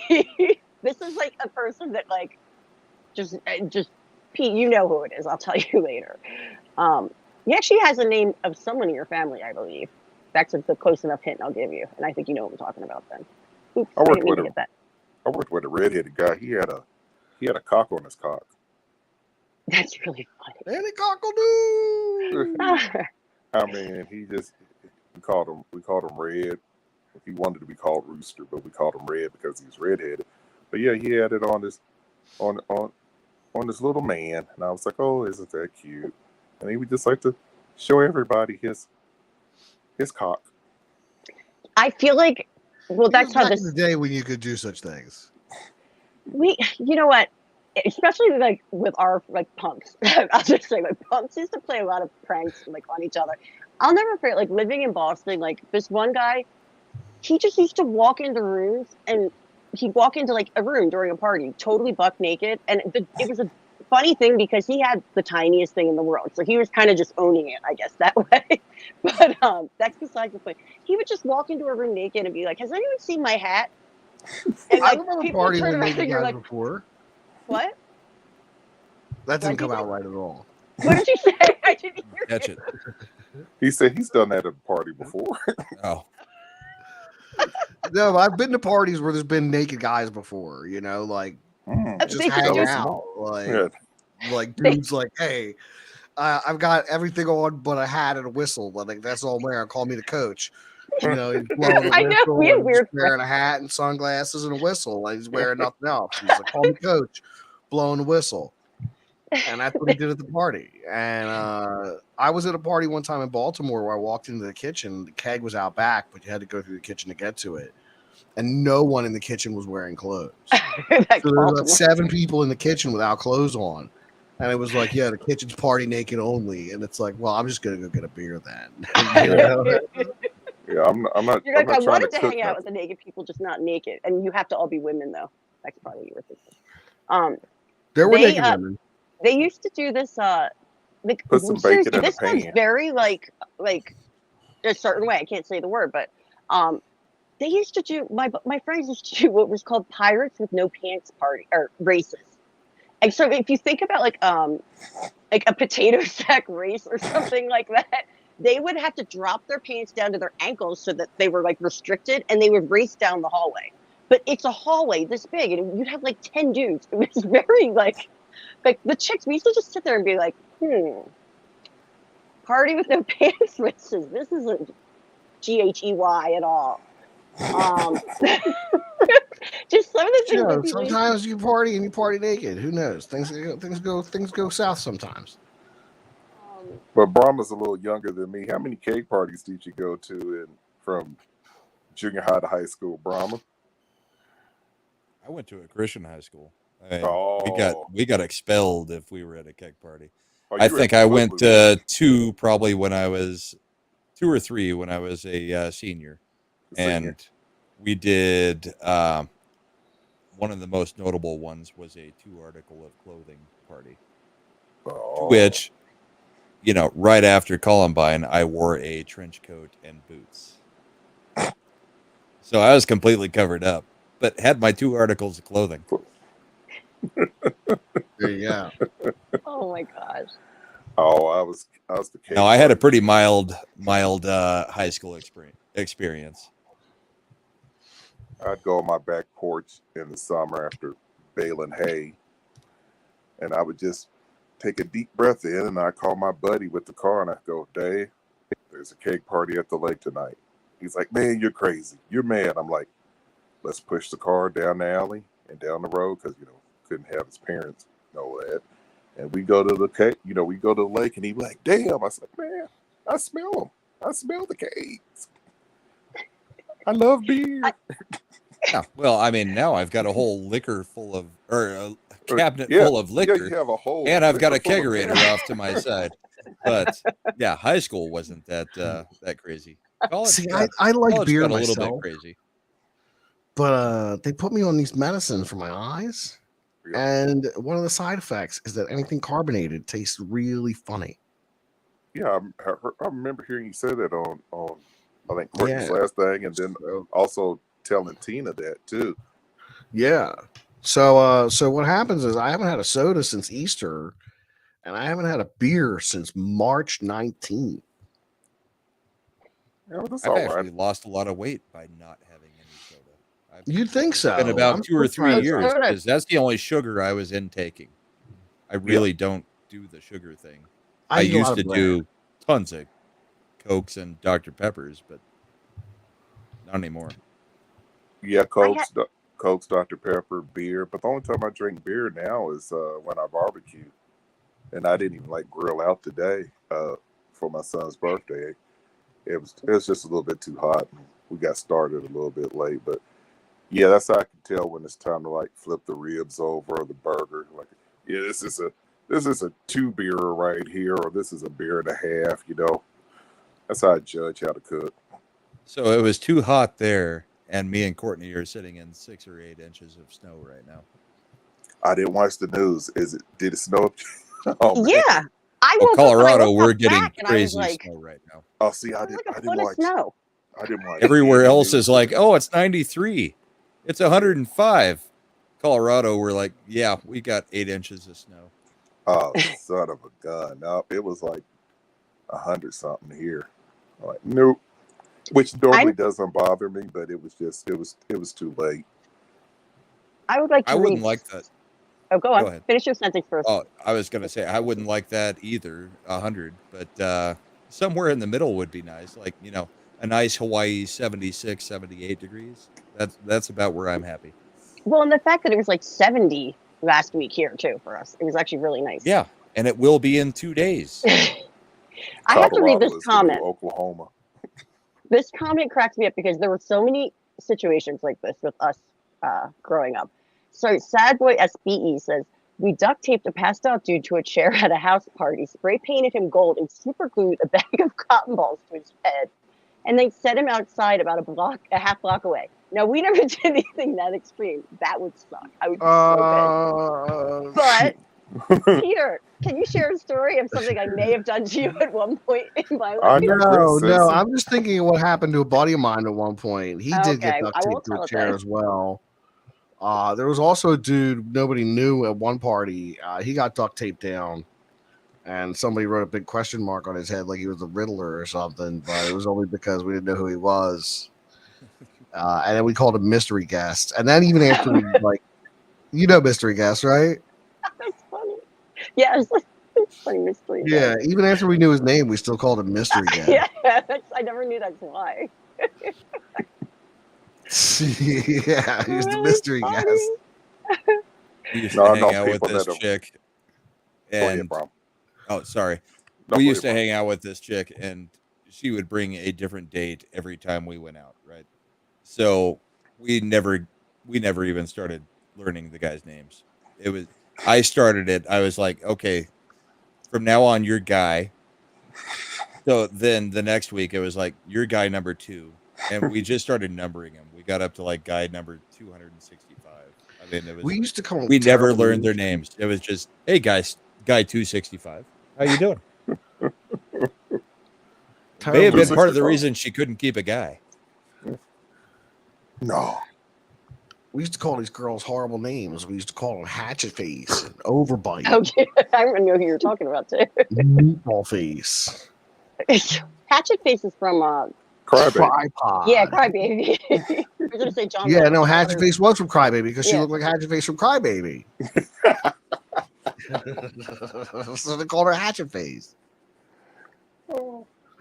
We had one girl, we called her Sherry Blank. And that's because she just had a blank expression on her face, like all the time. Happy, sad, mad. Her face was just all the way up to college. Got to college, it's like, what's up, Blank? At least there was a resting bitch face. Like it was just a blank face, like no emotion at all. Mr. Spock. Yeah. All right, the conversation is about one more bourbon. But more bourbon. At the top of the hour, it's getting good. Sorry, no. He's like, I'm just gonna leave that there for a second. You know what? I wish I had a hamburger. Hamburger sounds good. Hamburger, hamburger, hamburger. Have a Whataburger right now. Cheeseburger, I just cheeseburger, want a cheeseburger. really good burger. That's all. All right, Pete, I'll go in there and make you a burger. Don't know how the hell you're gonna get it. Don't know how you're gonna get it. You're gonna have to enjoy it for me. Yeah, I'll turn the camera on and be eating a big homemade skillet. This is for you, Pete. I'll sing that old Michelob commercial. This is funny. I We used to have love amazing- Michelob, but they changed the recipe, and I haven't been able to fuck with it since. I was never a beer drinker. I was straight for. Well, no, that's a lie, because back in the day we used to drink our 40s all the time. Yeah. Stupid with our 40s, and by stupid, not we're stupid, like sitting on the stoop. I used to walk around with a bottle of Jägermeister and just take draws When I off of bartended, it. we had the machine, like the Jaeger dispenser machine. That was at That the bar went where I used bad. to book Pete's band. Yeah, that went bad, and then I switched to Goldschlager, and then that went bad. Now I'm on bourbon. Ain't nothing wrong with that. Nope. Yeah, Goldschlager's a little rough. Goldschlager, Rumplemans, like those are like rough. Well, I Rough wanted to get stuff. rich off the Goldschlager. Goldschlager, it tastes like peppermints. Yeah, and a bunch of that the next day. Yeah. Yeah. Angela that's Straven, I just want to read his comment. We had some ladies friends like that, and we called her the deli. If she was with someone, we were like, the deli is closed, and if she was alone, the deli was open. My ex and his friends, they used to say, they used to call them like crew sluts or whatever, like the girl that would, sleep with everyone in the crew the of crew. guys, Yeah. and they get passed around like a spliff. That was how they used to always. Light up another spiff on. Hatchet face, yes. Yep. Well, in the famous words of the immortal Snoop Dogg, it ain't no fun if the homies can't have none. Well, homie, I don't want none because I knew some homies they had to go see the medical people, for the pills or the shots and stuff. I was like, yep, glad I missed that one. Yeah, That's funny. I knew that dude was scratching and itching for some reason. Yep, kind of glad I bailed out of that one. I'm sorry for my reaction. I'm not one of those people with no emotions on their face, obviously, because I can't hide my emotions. He just said this magical word, rumplemans. That was when back in my really bad drinking days, I was definitely a vodka person, but then I would do shots of rumplemans. That sounds really delicious together, doesn't it? Oh, and yeah. now when I think about it, I'm Not just like, familiar with ugh. that one. There's this drink I Rumplemans is used to peach mix. schnapps. I mean, not peach. Peppermint schnapps, basically. Yeah, peppermint. So Goldschlager without the gold. Yeah, pretty much. But it's What like was the drink thick you and made, light. Pete? There's this drink I used to make called Skip and Go Naked. That was the name of the drink. I found it in an old bartending book from like the 50s. And essentially what you do is you pour a shot of gin into a beer glass. And you fill that with beer and you top it off with sour mix. You give it a stir and you drink it up.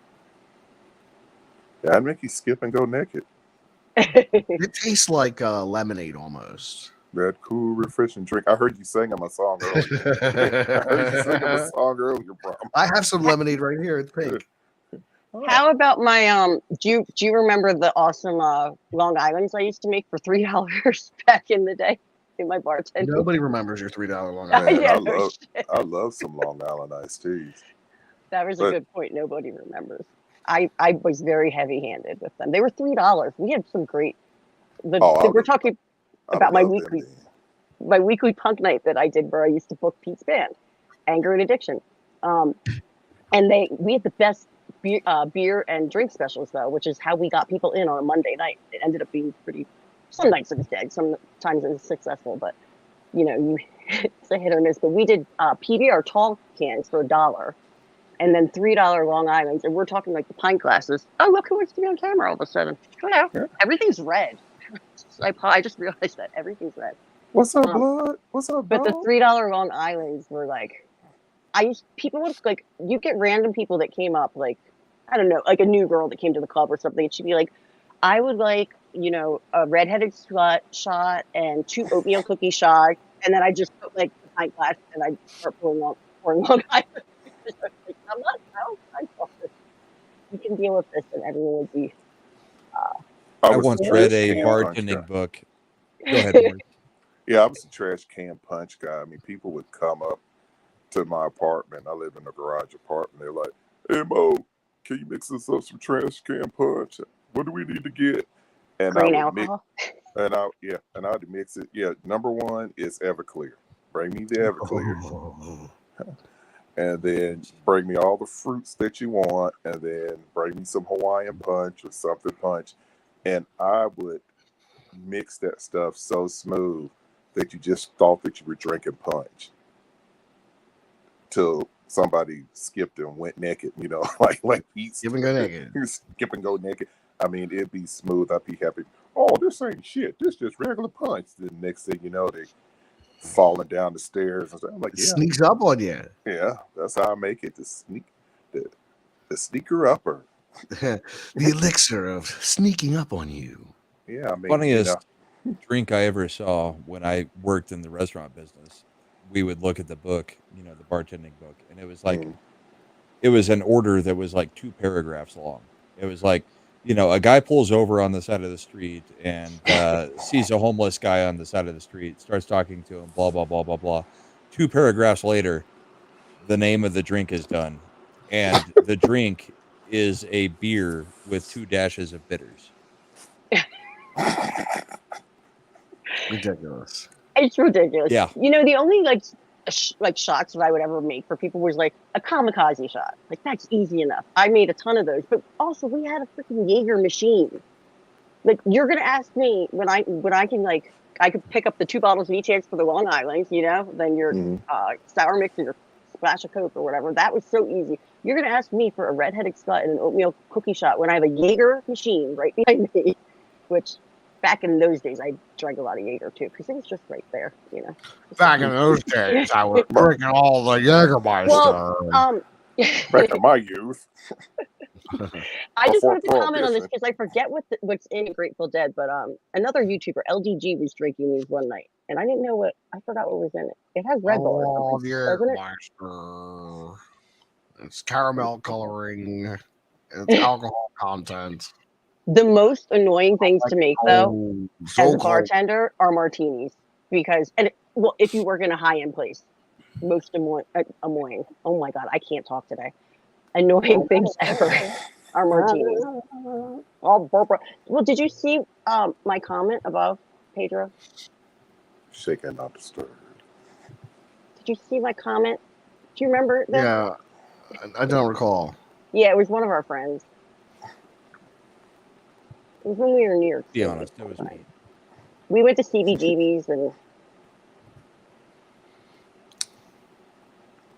what did I put on my Facebook? What was that they were always saying in the Amber Heard deal? Hi, Six. You still working, girl? If you want the link, I'll send it to you. Literally every comment Sad Boy makes, we have to uncover. Every comment. Wait, what are we talking about? Modding in your chat. Every comment Sad Boy makes. Oh, I can't see that, Sad Boy. And I just keep showing them. I'm like, every single one is just like, okay, we have to show it or not show it. And it's just like, show it, but it's constant.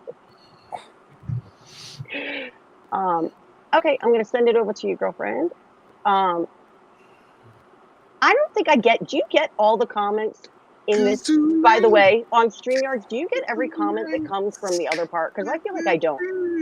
I'm not looking at StreamYard. I'm just looking at the. I just wonder, if people have noticed that in general. I pop out the chat from the YouTube feed, so I have StreamYard on one screen and I have a popped out chat on the other screen, so I can see both. I could do that. I could split screen, actually.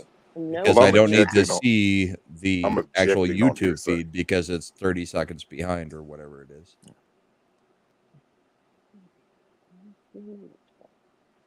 I like the ticker. I like the little ticker going below. Oh, yeah, I changed it to that. Yeah. I just keep reading that over and over. I don't. Nope. Don't he want to? So we still don't know the mysterious what that was, even though I Where do. is Six that she's on a lunch break? Yeah, So I got where that is already. She's at work. No, where in the world is she? Oh, I don't know. You'd have to ask her. Oh. Are you Six is not a mod in my chat? She's gonna make me feel so Yeah, bad Six, now. the mega mod, is not a mod. She is the mega mod. You are a mod. My wonderful, beautiful baby. Okay. Oh, I'm not getting all these. Oh yeah, like Lazo. I just showed his comment. I should do that, like split the thing up so I can at least like read if they're not coming up on this end. Six lives in the Midwest. So your lunch is at night. So you're working graveyard shifts?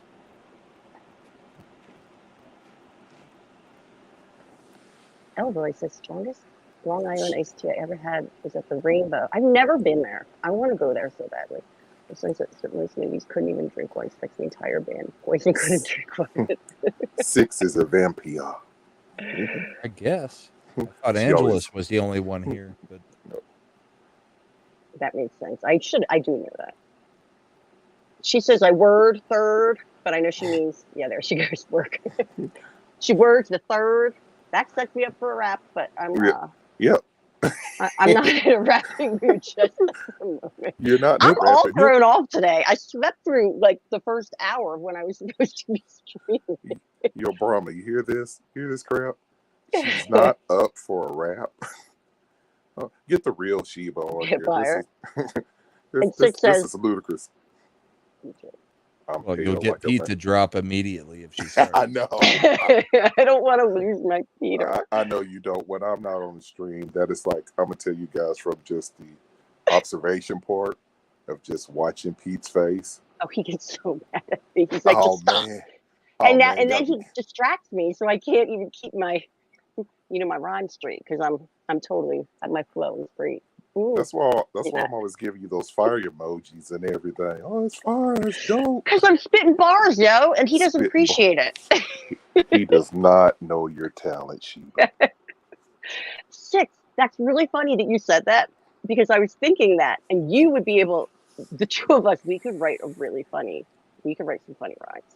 I was thinking that the other night after Pete derailed my freestyle rap, that I should have something written where I don't have, it's cheating, but at least I'd be able to get something good out instead of being constantly shut up by, I keep practicing, I'm getting better.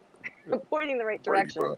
That's how they originally did raps. I mean, that they had to put their bars and stuff down in notebooks and, memorize them. And if you go in the studio now, which kills me, is that they'd be reading it off their phone.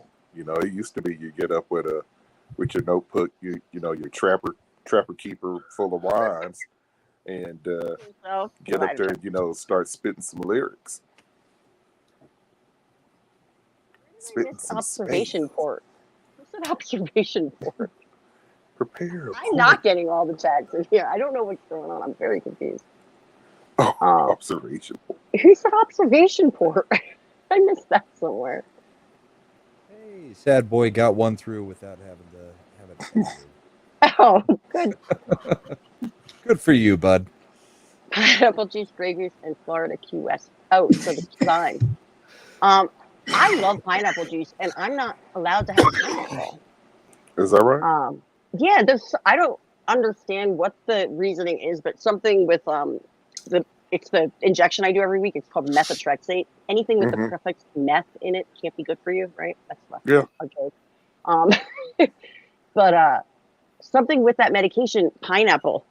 I don't know. You're not allowed to have pineapple. I thought it was grapefruit juice. Oh, and grapefruit too. Yeah, they never said anything about pineapple juice, but it wasn't like I might have just confused myself. It's grapefruit. Yeah. I think I just said the wrong thing. Yeah, I've had an ongoing argument for the last week. Grapefruit. Damn it. So I believe, and a few other people that I've been talking to believe, that grapefruit tastes exactly like the aftertaste of puke. And then other people are like, no, grapefruit's great.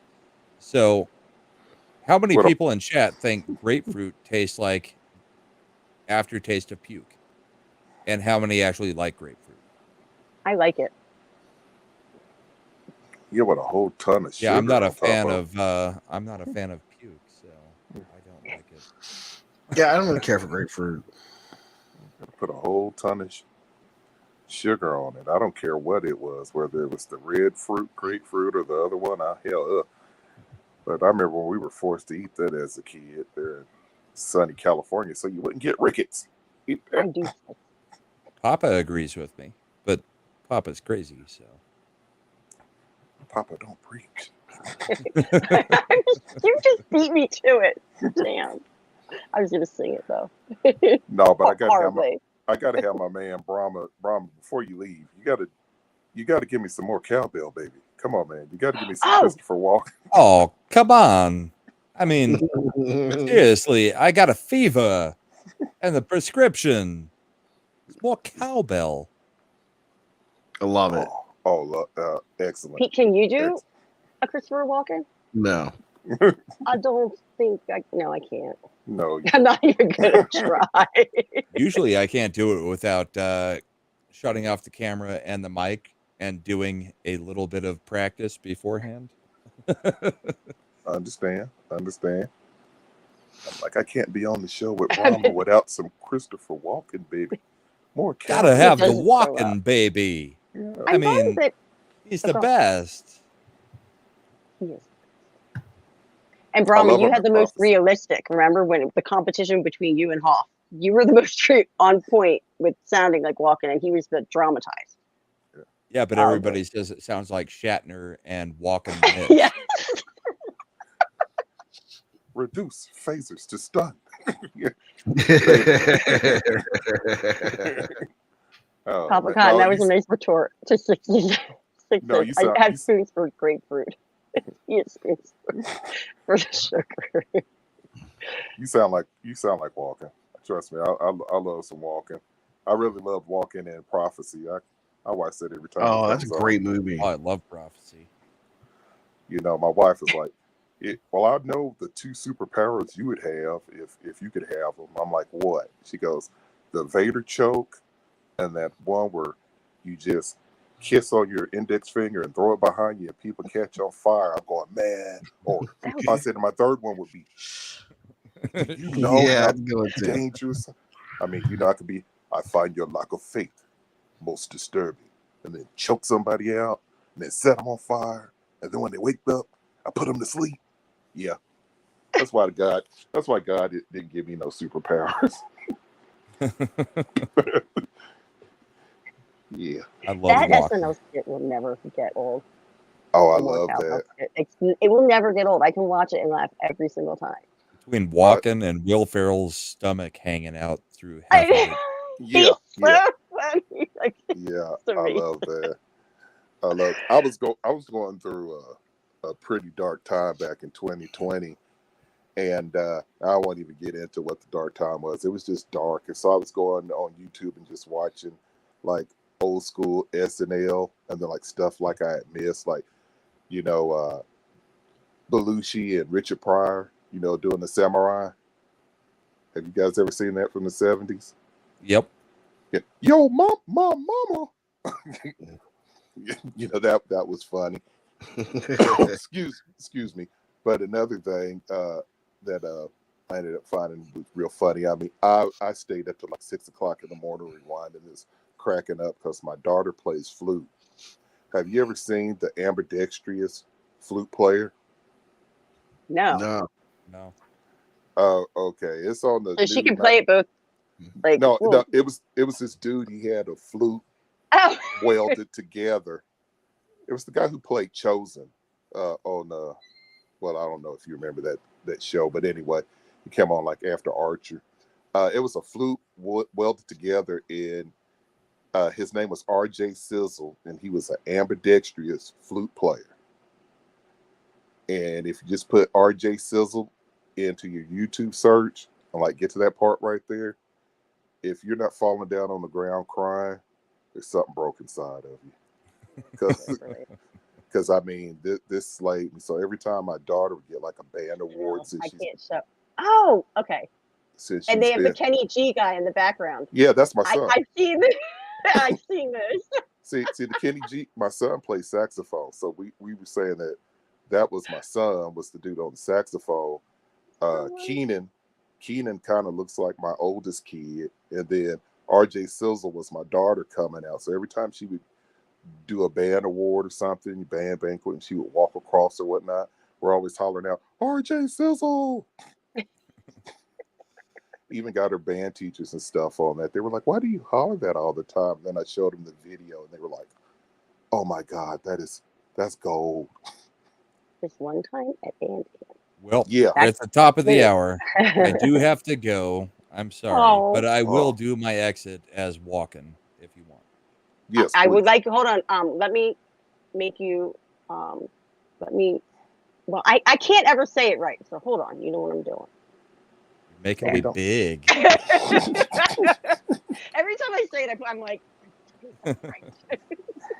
Courtney is making me big. I mean, I gotta go, but now I kind of want to stay. Go check out Brahma Bull. I mean, he's got videos. He's sometimes on yelling at puck cars. Sometimes he's even on. But I mean, come on, you got to check him out. He's doing the things. You can't just leave him hanging. I mean, come on. The guy's doing it. Catch on fire.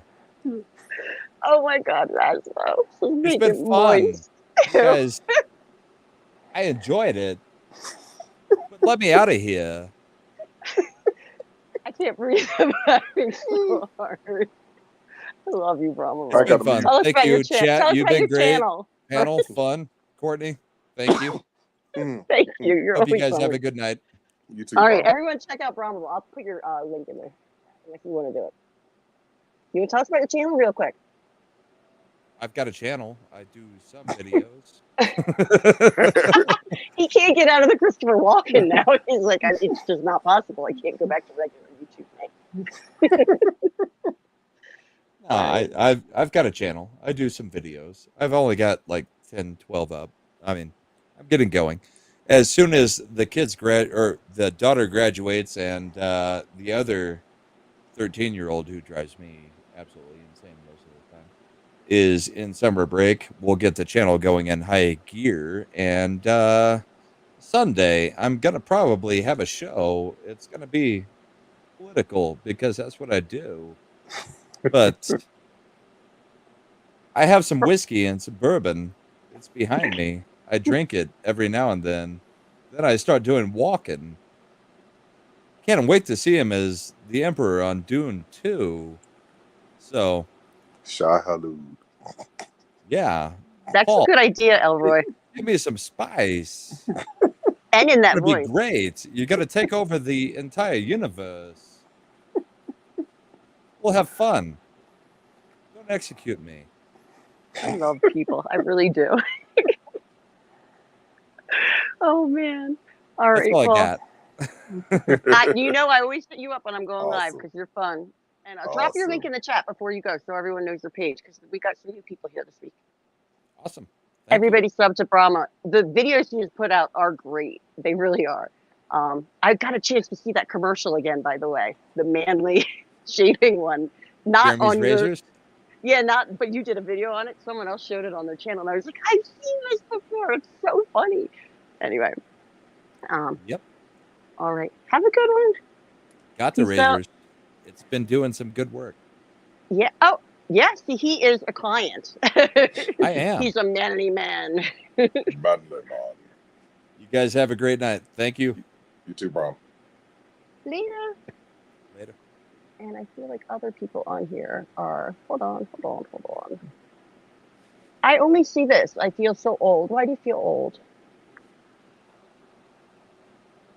One errand golf ball and Rowan's whole background is golf. Oh, you're fucking terrible. You're so bad.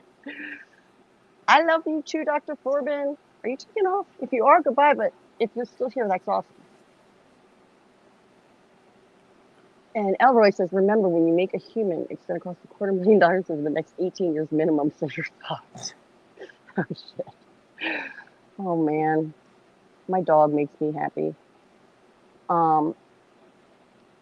I was trying to send an invite to somebody. I just read, no, you know, I just read this again in the chat. Make it moist. And I said invite.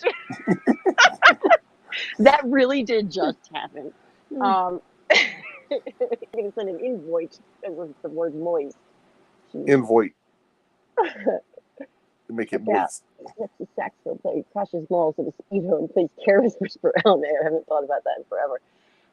It's actually really funny because, so I don't know if people have noticed in the chat before, but like Mo calls me Sheba, and I refer to Pedro, who's muted and walked away for a moment. Hold on one moment. Let me just you have a reason. Okay, I will talk to you later. Thank you for joining in.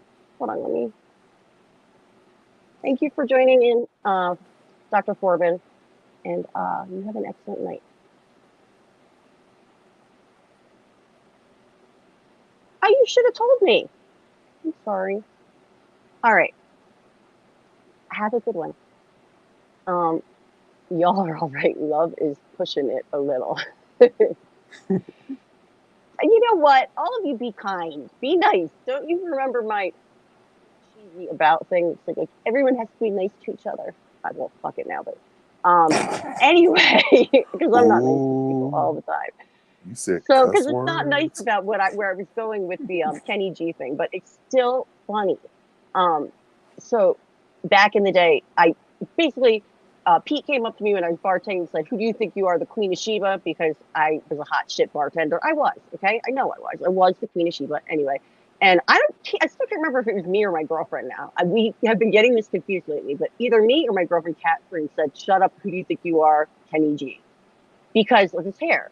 And his hair now is like looks great how it is, but he had long hair before and he used to put product in it. So we called him Kenny G for like since then, 20 years. So every time someone says Kenny G, I think of Pete. I actually haven't saved in my phone as the Kenny G. For friends and nicknames and stuff like that. Oh.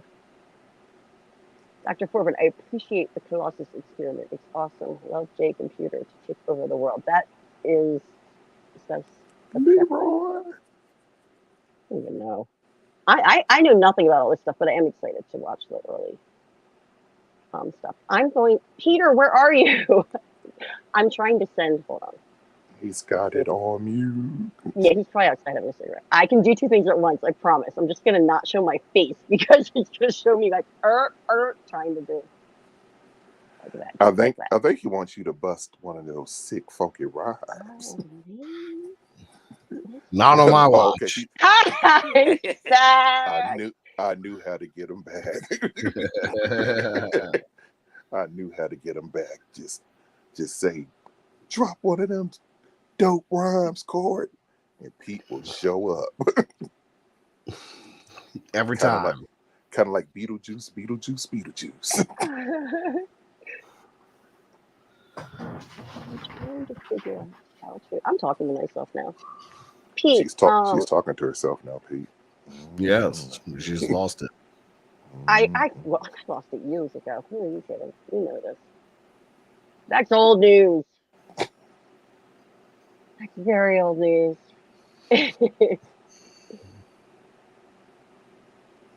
Well, if you lost Angela's it, you can find gaming and listening. And Elroy has a strong need for everyone to be friends. I'm kind of like that too. I hate it when people when I like a person and I like this other person. Well, I'm doing my hand motions. When I like a person, I like this other person too. I realized I was doing it without a camera. Not that it really matters. But I always want them to get along too. I'm like you. It makes life easier. You should go watch Harold and Maude. That's my recommendation.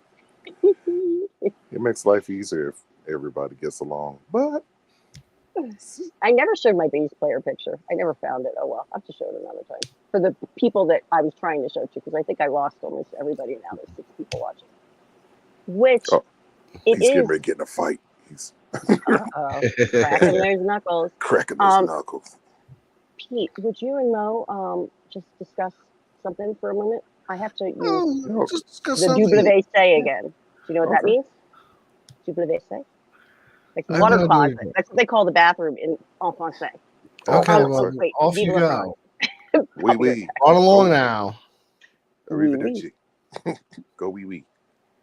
So what's up, Pete, my man? This is the Not Pete much. and I had Mo to show. sneak away to go eat something. I was really famished. I hadn't eaten all day, so I had a little chicken cutlet. Oh, well, you did that real fast, bro. Yeah, just a little something to hold me over. Microwave or pan? Air with a little fryer. butter? Oh, man, got one of those too. Air Yeah, fryer. I've been using it for everything. Air fryer is like I did some jerk chicken in the air fryer. That came out pretty good. Yeah, I've been doing I did a London broil in there, and that came out pretty decent.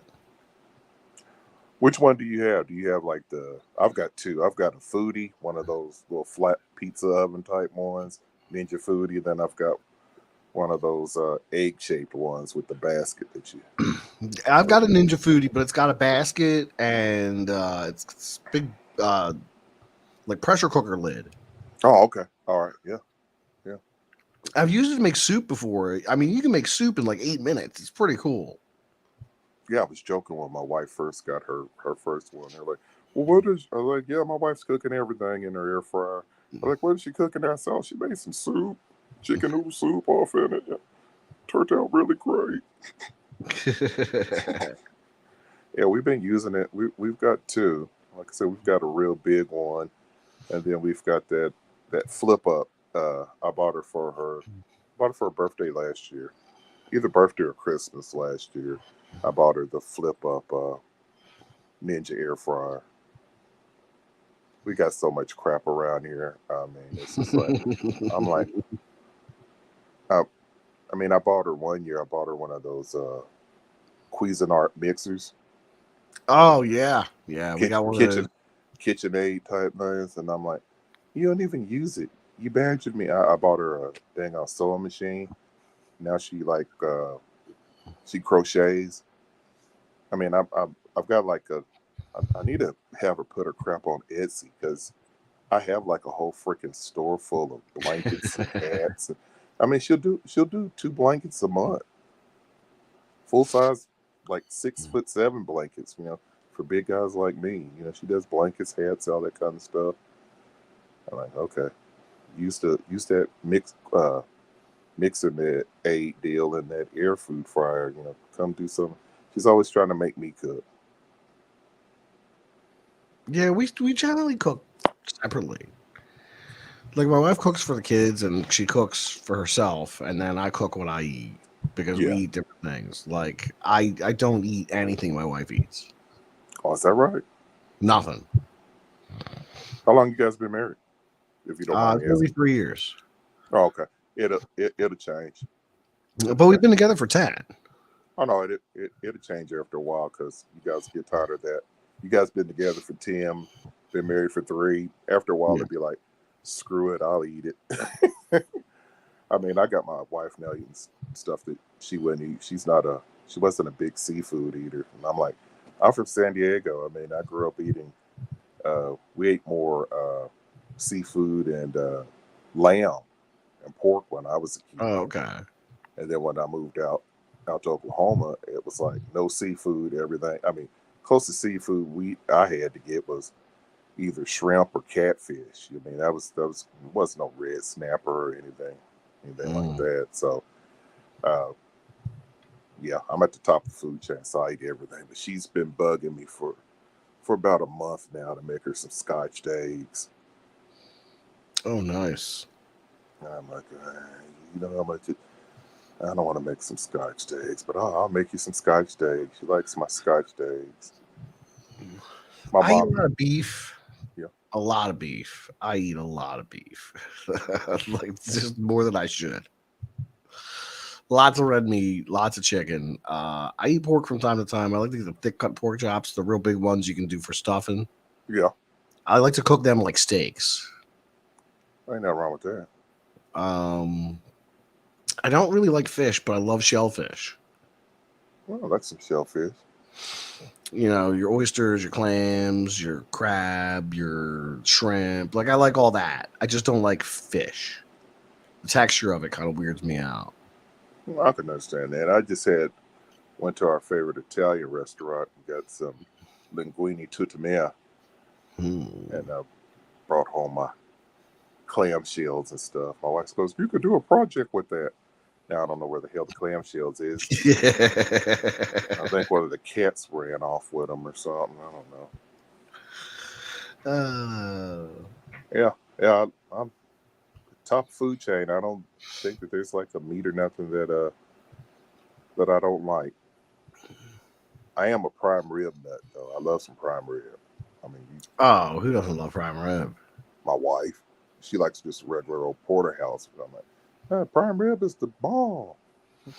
See, I love a good porterhouse too because you get both cuts. You get the strip, you get the fillet. I love a porterhouse. I put a little kosher salt on there, a little black pepper. Throw it in the cast iron. Yep, got to be in the cast iron. Got to cook it to about 125 degrees. Take it off, let it rest. That's what most people don't know is that they try to eat the steak like right off the cast iron or right off the grill. You got to let it rest. Oh yeah, you got to let those juices mingle because it's still going to keep coming up in temperature for a while. Right. So I let it rest for at least 5 minutes. Now there was one guy who had his own place where he did his I wouldn't call it a butcher shop. It's more of a deli, but he would dry age a bunch of steaks. And I tell people, if you don't know the difference between dry aged and wet aged on a steak, it's the difference between night and day. You could take an old sirloin steak and have it dry aged, and it will taste 120 degrees different than a dry wet aged steak, and that's what they mostly have at grocery stores and stuff is wet aged and not dry aged. I was in Vegas one time. We went to a steakhouse called Gallagher's, and that's the only time I ever had dry aged steak. You like it? I loved it. Oh, okay. Because I was saying, loved it. It was fantastic. And I was not a steak person. I mean, my parents and stuff would make me eat steak. You know, I'm from the generation, if we put it before you, that's what you eat. But I was like, this is like chewing on, shoe leather or whatnot. I really wasn't a steak person. And then I had my first dry aged piece of steak, and I was like manna from heaven. I mean, I was hearing angels singing and everything. I was like, oh my God, this is better than Philly cheesecake right here. This is, oh my God. Philly cheesecake. I thought you were going to say a Philly cheesesteak. Oh, they both sound delicious. Yeah. I'm eating a yogurt. Oh. That's what I could find. Isn't that exciting?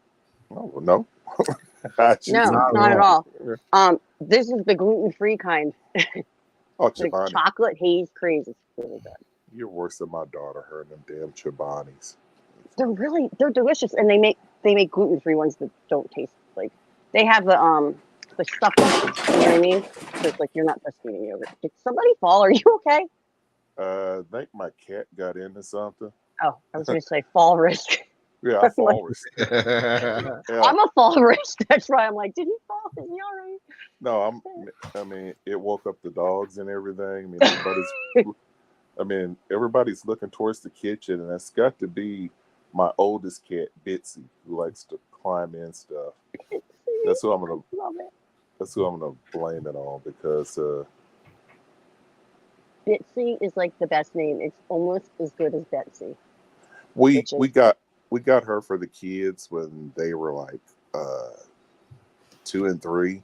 We rescued her, and her real name is Ritzbitz, but we just called her Bitsy. Then I had a buddy who had a little tomcat that was in a barn that he says, man, it's going to wander out in the road and get hit. And I heard you saying that your your kitten needed another kitten because she was starting to get lonely. So I brought him home, and that's Thor. And then my son went into PetSmart to I have a get cousin named Thor. cat food and cat cleaning products and everything. And they came out with Cookie.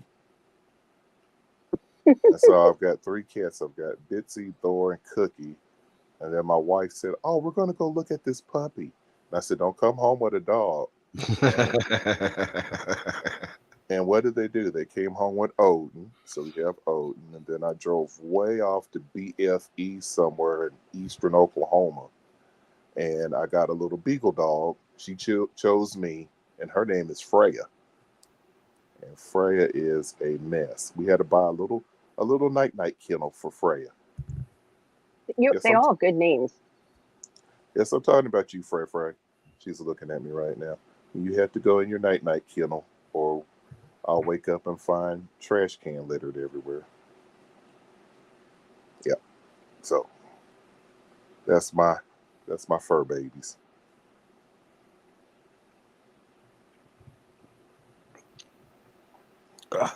Yeah, that was pretty loud. That scared the hell out of me too. I was like, "What the hell is it?" I'm literally retarded. I kept turning the camera off, camera on. I was trying to say goodbye to Sad Boy SBE, and I think I'm going to shut this down because it's a perfect time because it's 4:20. Well, it's 3:20 here. It's 3:20 here, but I'm still looking at my computer. It's East Coast time. Yeah, it's 4:20 pizza. You don't have to go to work tomorrow, huh, Pete, my man? No, I'm off. Oh, thank God. Well, if you guys want to keep talking, I'll keep us going. Thank God that you're off, man. And Yeah. been missing some creepy little book. I've been having to go back to like your old catalog with when Pete had glasses and short hair. Yeah, I might need to get short hair again. We'll see. Man, you've been talking about getting your hair cut for 2 years. That is not happening. Peter, look at me. We're going to start calling you Crystal Gale. Look at me. You're not cutting your hair. You're not cutting your hair. I told you what I'm going to do. I'm going to take locks of your hair and start wearing them right here. And it's going to creep you out. It's going to be worse. And I'm going to rap like that. And I'm going to have a rap name that's like associated. Oh, Lord Jesus. Okay? So you think about that before you listen to Tina and you cut your hair. You're not cutting your hair. Oh, Tina. Man. I'm sorry. I keep doing this. I'm just going to finish this yogurt and then maybe I'll be able to complete a thought. Yeah, okay, yeah. You guys. Yeah, how are you feeling, Pete? Are you good to go? How am I feeling? I feel fantastic. Are you tired or anything? Because I may shut it down, but if you guys want to keep going. Well, what time is it? It's 4:20. 4:20. So I should go to bed at a reasonable hour at least. Okay. I got to wake up tomorrow. Yeah, I am gonna before the toddlers get up. I am gonna shut it down then because I'm actually starving and I want to go cook food. It'll take me way too long. You ain't got no food in that house. You're supposed to go cook some yogurt.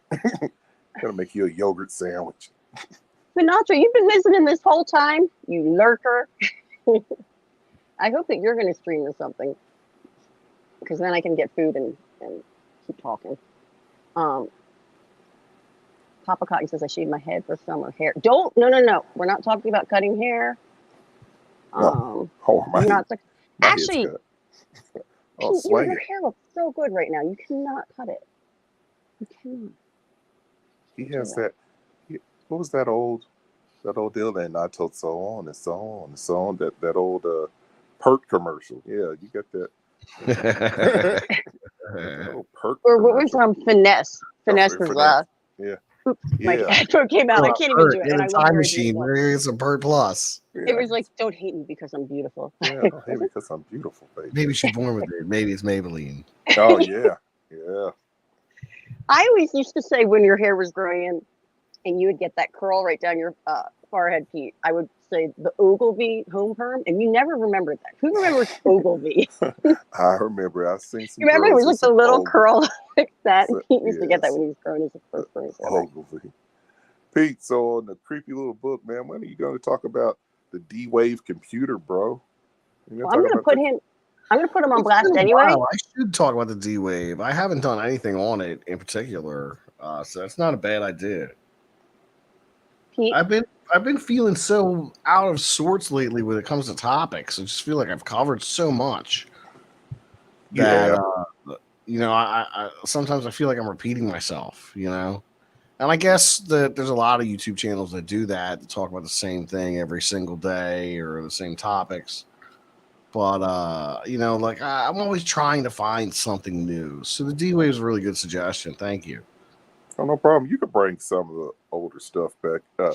Bring it. I mean, we're getting new, more and more information on older topics every day. Yeah, there's big UFO hearings going on. I've heard. Oh yeah, I've been following that. If this was like 5 years ago, I would have been all on top of it and be making videos about it every single day. It's just like I don't even have the time to do the live show anymore during the week. It's been real hectic, my schedule. Just because I was teleworking during the pandemic. Yeah, I think my wife has to go back to 24th. She was teleworking for 2 years now. So yeah. So yeah, that telework was real good. As far as for me and her, we love sending the kids to school. It's like, yeah, who wants to take the kids to school? Get out, And yeah. Then it would be me and her, and we would just, just chill, pre-kids, PK, pre-kids. But did you see that new deal? I've been trying to really get through some of this heavy-handed science talk about the James Webb Telescope finding signs of life on that planet around Proxima Centauri. Really? Yeah, they said that on the dark side they've seen lights, almost like what they did on Sirius. Remember when they found all those those weird lights, right? Yeah, the strange city-looking lights on Sirius, and then that kind of got hushed. Just swept under the rug with that one. Yeah, and then so yeah, they said that James Webb zeroed in on that Earth type planet, and on the dark side, seeing what could be city lights.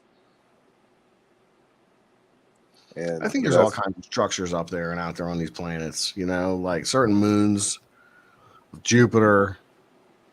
Yeah, what's that one moon of Jupiter that has that wall around it that makes it? Then that other one that looks like the Death Star. I think it's Io and Titan. I'm gonna have to look those up. Yeah, I could be mistaken. Isn't there a horrible band with the name of that? Something Jupiter. Something Jupiter. I bet there is. Yeah, I bet there is one. Moons of Jupiter, rings of Saturn, or somebody like that. Something like that. Yeah. They. I'm always going back to music. Or on Phobos. Is it Phobos or Deimos where they found that monolith? Yeah, that monolith on. That was Phobos. Yeah. Fear. I have to Walter. And they're like, who is it? It was Neil Armstrong is like, why isn't anybody talking about that? Why aren't we having any landers go there? And I'm like, you tell them, Neil. You tell them, Neil. You tell them, Buzz. It was I heard. I think it was one of your streams or whatnot that they had somebody in there that was trying to convince you that we never made it to the moon. Yeah, I believe the moonshot happened. I think they were able to accomplish the moonshot back in '69. Absolutely. I just think aliens told them never to come back. And going down the rabbit holes on everything. That's what I ended up discovering was that they were told, oh, you want to come up here and play golf? Yeah, don't come back, Jack. Yeah. That's pretty much how it went as far as I'm concerned. And I was like, well, they must have really scared the crap out of us because, I'm an American, true and true. And I'm like, well, you ain't going to tell me I'm going to stay off of my moon. This is my moon. This moon belongs to Earth. And if you're not from Earth, we're coming to take it over. Well, didn't Patton say our next war was not going to be on Earth? It was going to be in space. I think Patton said that. I'm not sure. I think Patton said that. It was either Patton or oh man, I'm gonna have to go. I'm getting old. I don't think it was Roosevelt. I don't think it was Roosevelt or Ike, but I think it was Patton that said we don't have to worry about World War III being on Earth. It's going to be in space. We're going to be fighting against other people. And I really just in my humble opinion, taking over Courtney's show. Hi, this is the Mo Show. Used to be known as Late Night JAWNS with Courtney. It's Late Night JAWNS with Mo. Well, I believe that you're going to be shushed in 3 minutes. In 3 minutes, I believe that they're going to that they're going to roll out this disclosure stuff because those dudes are going to show up. I watch all news channels, and any minute, I'm like waiting for V to happen. You know? Yeah. They're here. Here are the visitors. Here are the visitors. But you know, Sheba's so pretty. Has anyone ever told Courtney how pretty she is? Oh shucks, not today. Not with no makeup, just making up. You're a natural beauty, Joan Jett. You're a natural. Oh, you're so sweet. My hair's not dark anymore. I can't. It don't have to pull be. the Joan Jett thing. I'll call you what the hell I want to. I know. Do what you want. You do you. I do me. I do what I Donut like. Earth. I think it's just the best Earth because it has the word donut in it, and I'm starving. They all think I'm starving. All right, I'm gonna wrap it up, guys. I'm sorry to shoot you. No, I'm glad that you shitted me. It took me forever to get on your dang on stream by having to sit up here and go into like Windows DOS. Like way early because last time I felt bad because I sent it to the wrong place. That's all right. But I am going to give you guys both a chance to talk about your channels. So here, Mo. Tell us what you got. I'm Mo. I'm MSG Gaming. I have up right now maybe 3 videos of me doing 5-part 6 from home, and we have a couple other videos that I need to load up. My house got struck by lightning, so my studio's down. You can see some of my music that I created using GarageBand off of iPad. I've got some of those on, and then maybe even me and my son doing the Talkie Chip Challenge. But hopefully, you know, since I'm getting my lights and stuff restrung and everything, I will have more videos over tabletop gaming and stuff, and hopefully I'll end up growing my channel. And I love Sheba. You too, and me. I'm just kidding. I was gonna say I love me too. I love me too. That's what I always say. I love me too. When my kids say, awesome. Thank you so much for coming on. Oh no problem. I'd have been on earlier. Like I said, you're slow like me. It's okay. You know what? We're what do they call us? Boomers. I'm not really a boomer though, but I think you're close. Yeah, I'm pretty close to a boomer. I mean, I can get on Raquel, and I've been on Raquel's stream. I've been on several other people through the chat that's on Creepy Little Book. The other people that have channels and stuff, you know, kind of guessed and spoke on theirs. Was on the Hoffcast. Still don't know what the hell he did to get kicked off, but I guess he'll tell me when he tells me. He's got another channel now. Yeah, that's what I said. Okay. So I'm gonna have to get on that too. All right, 3, 2, 1, popcorn. Hey everybody, it's Pete from the Creepy Little Book. So if you don't know what I do, I get into mysteries, all kinds of strange phenomenon that comes down to the extraterrestrial, the supernatural, the spiritual, the esoteric, all that fun stuff. I do this sporadically lately because my schedule's been, but if you are available, check out my most recent stream from last night where I talked about aliens for an hour. So you might be interested in that. Please subscribe. I'm about 50 subscribers away from 32,000 subs. So go ahead and subscribe. Thank you. I think there's a rap coming up. Look at that face. Look at that face. I won't do it to you, Pete. I'm trying to get him off of the. What are you playing me out? What's going No, on here? this is my freestyle rap jam. Turn off your freestyle rap music. Don't do anything like this. She's playing the I Oscar got thrown music off guard on. now. I'm gonna win a Grammy one day. Yeah. You guys wait. I'm just in the beginning, you know. And Six is gonna write a rap with me now, so like we're gonna be the hottest white chick rappers ever. Oh, I can't wait. I can't wait. And we're not gonna be like singing about like like Betty Crocker shit like that. You're gonna sing about turbo salutes and old handskis. I don't know. Maybe it'll be a takeoff of why your bedroom has a drain. Ow. Okay. Uh-oh. On that note, bye to the chat and who is still around. Dr. Corbin, thanks for coming. Sapphire Elf in the land that doesn't exist over there. Finatra.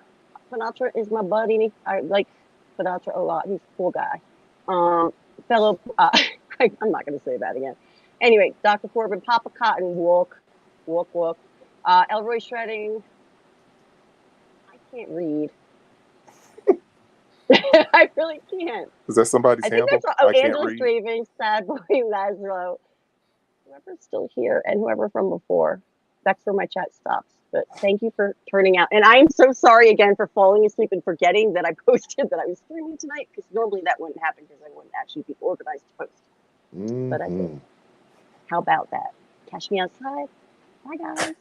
Bye.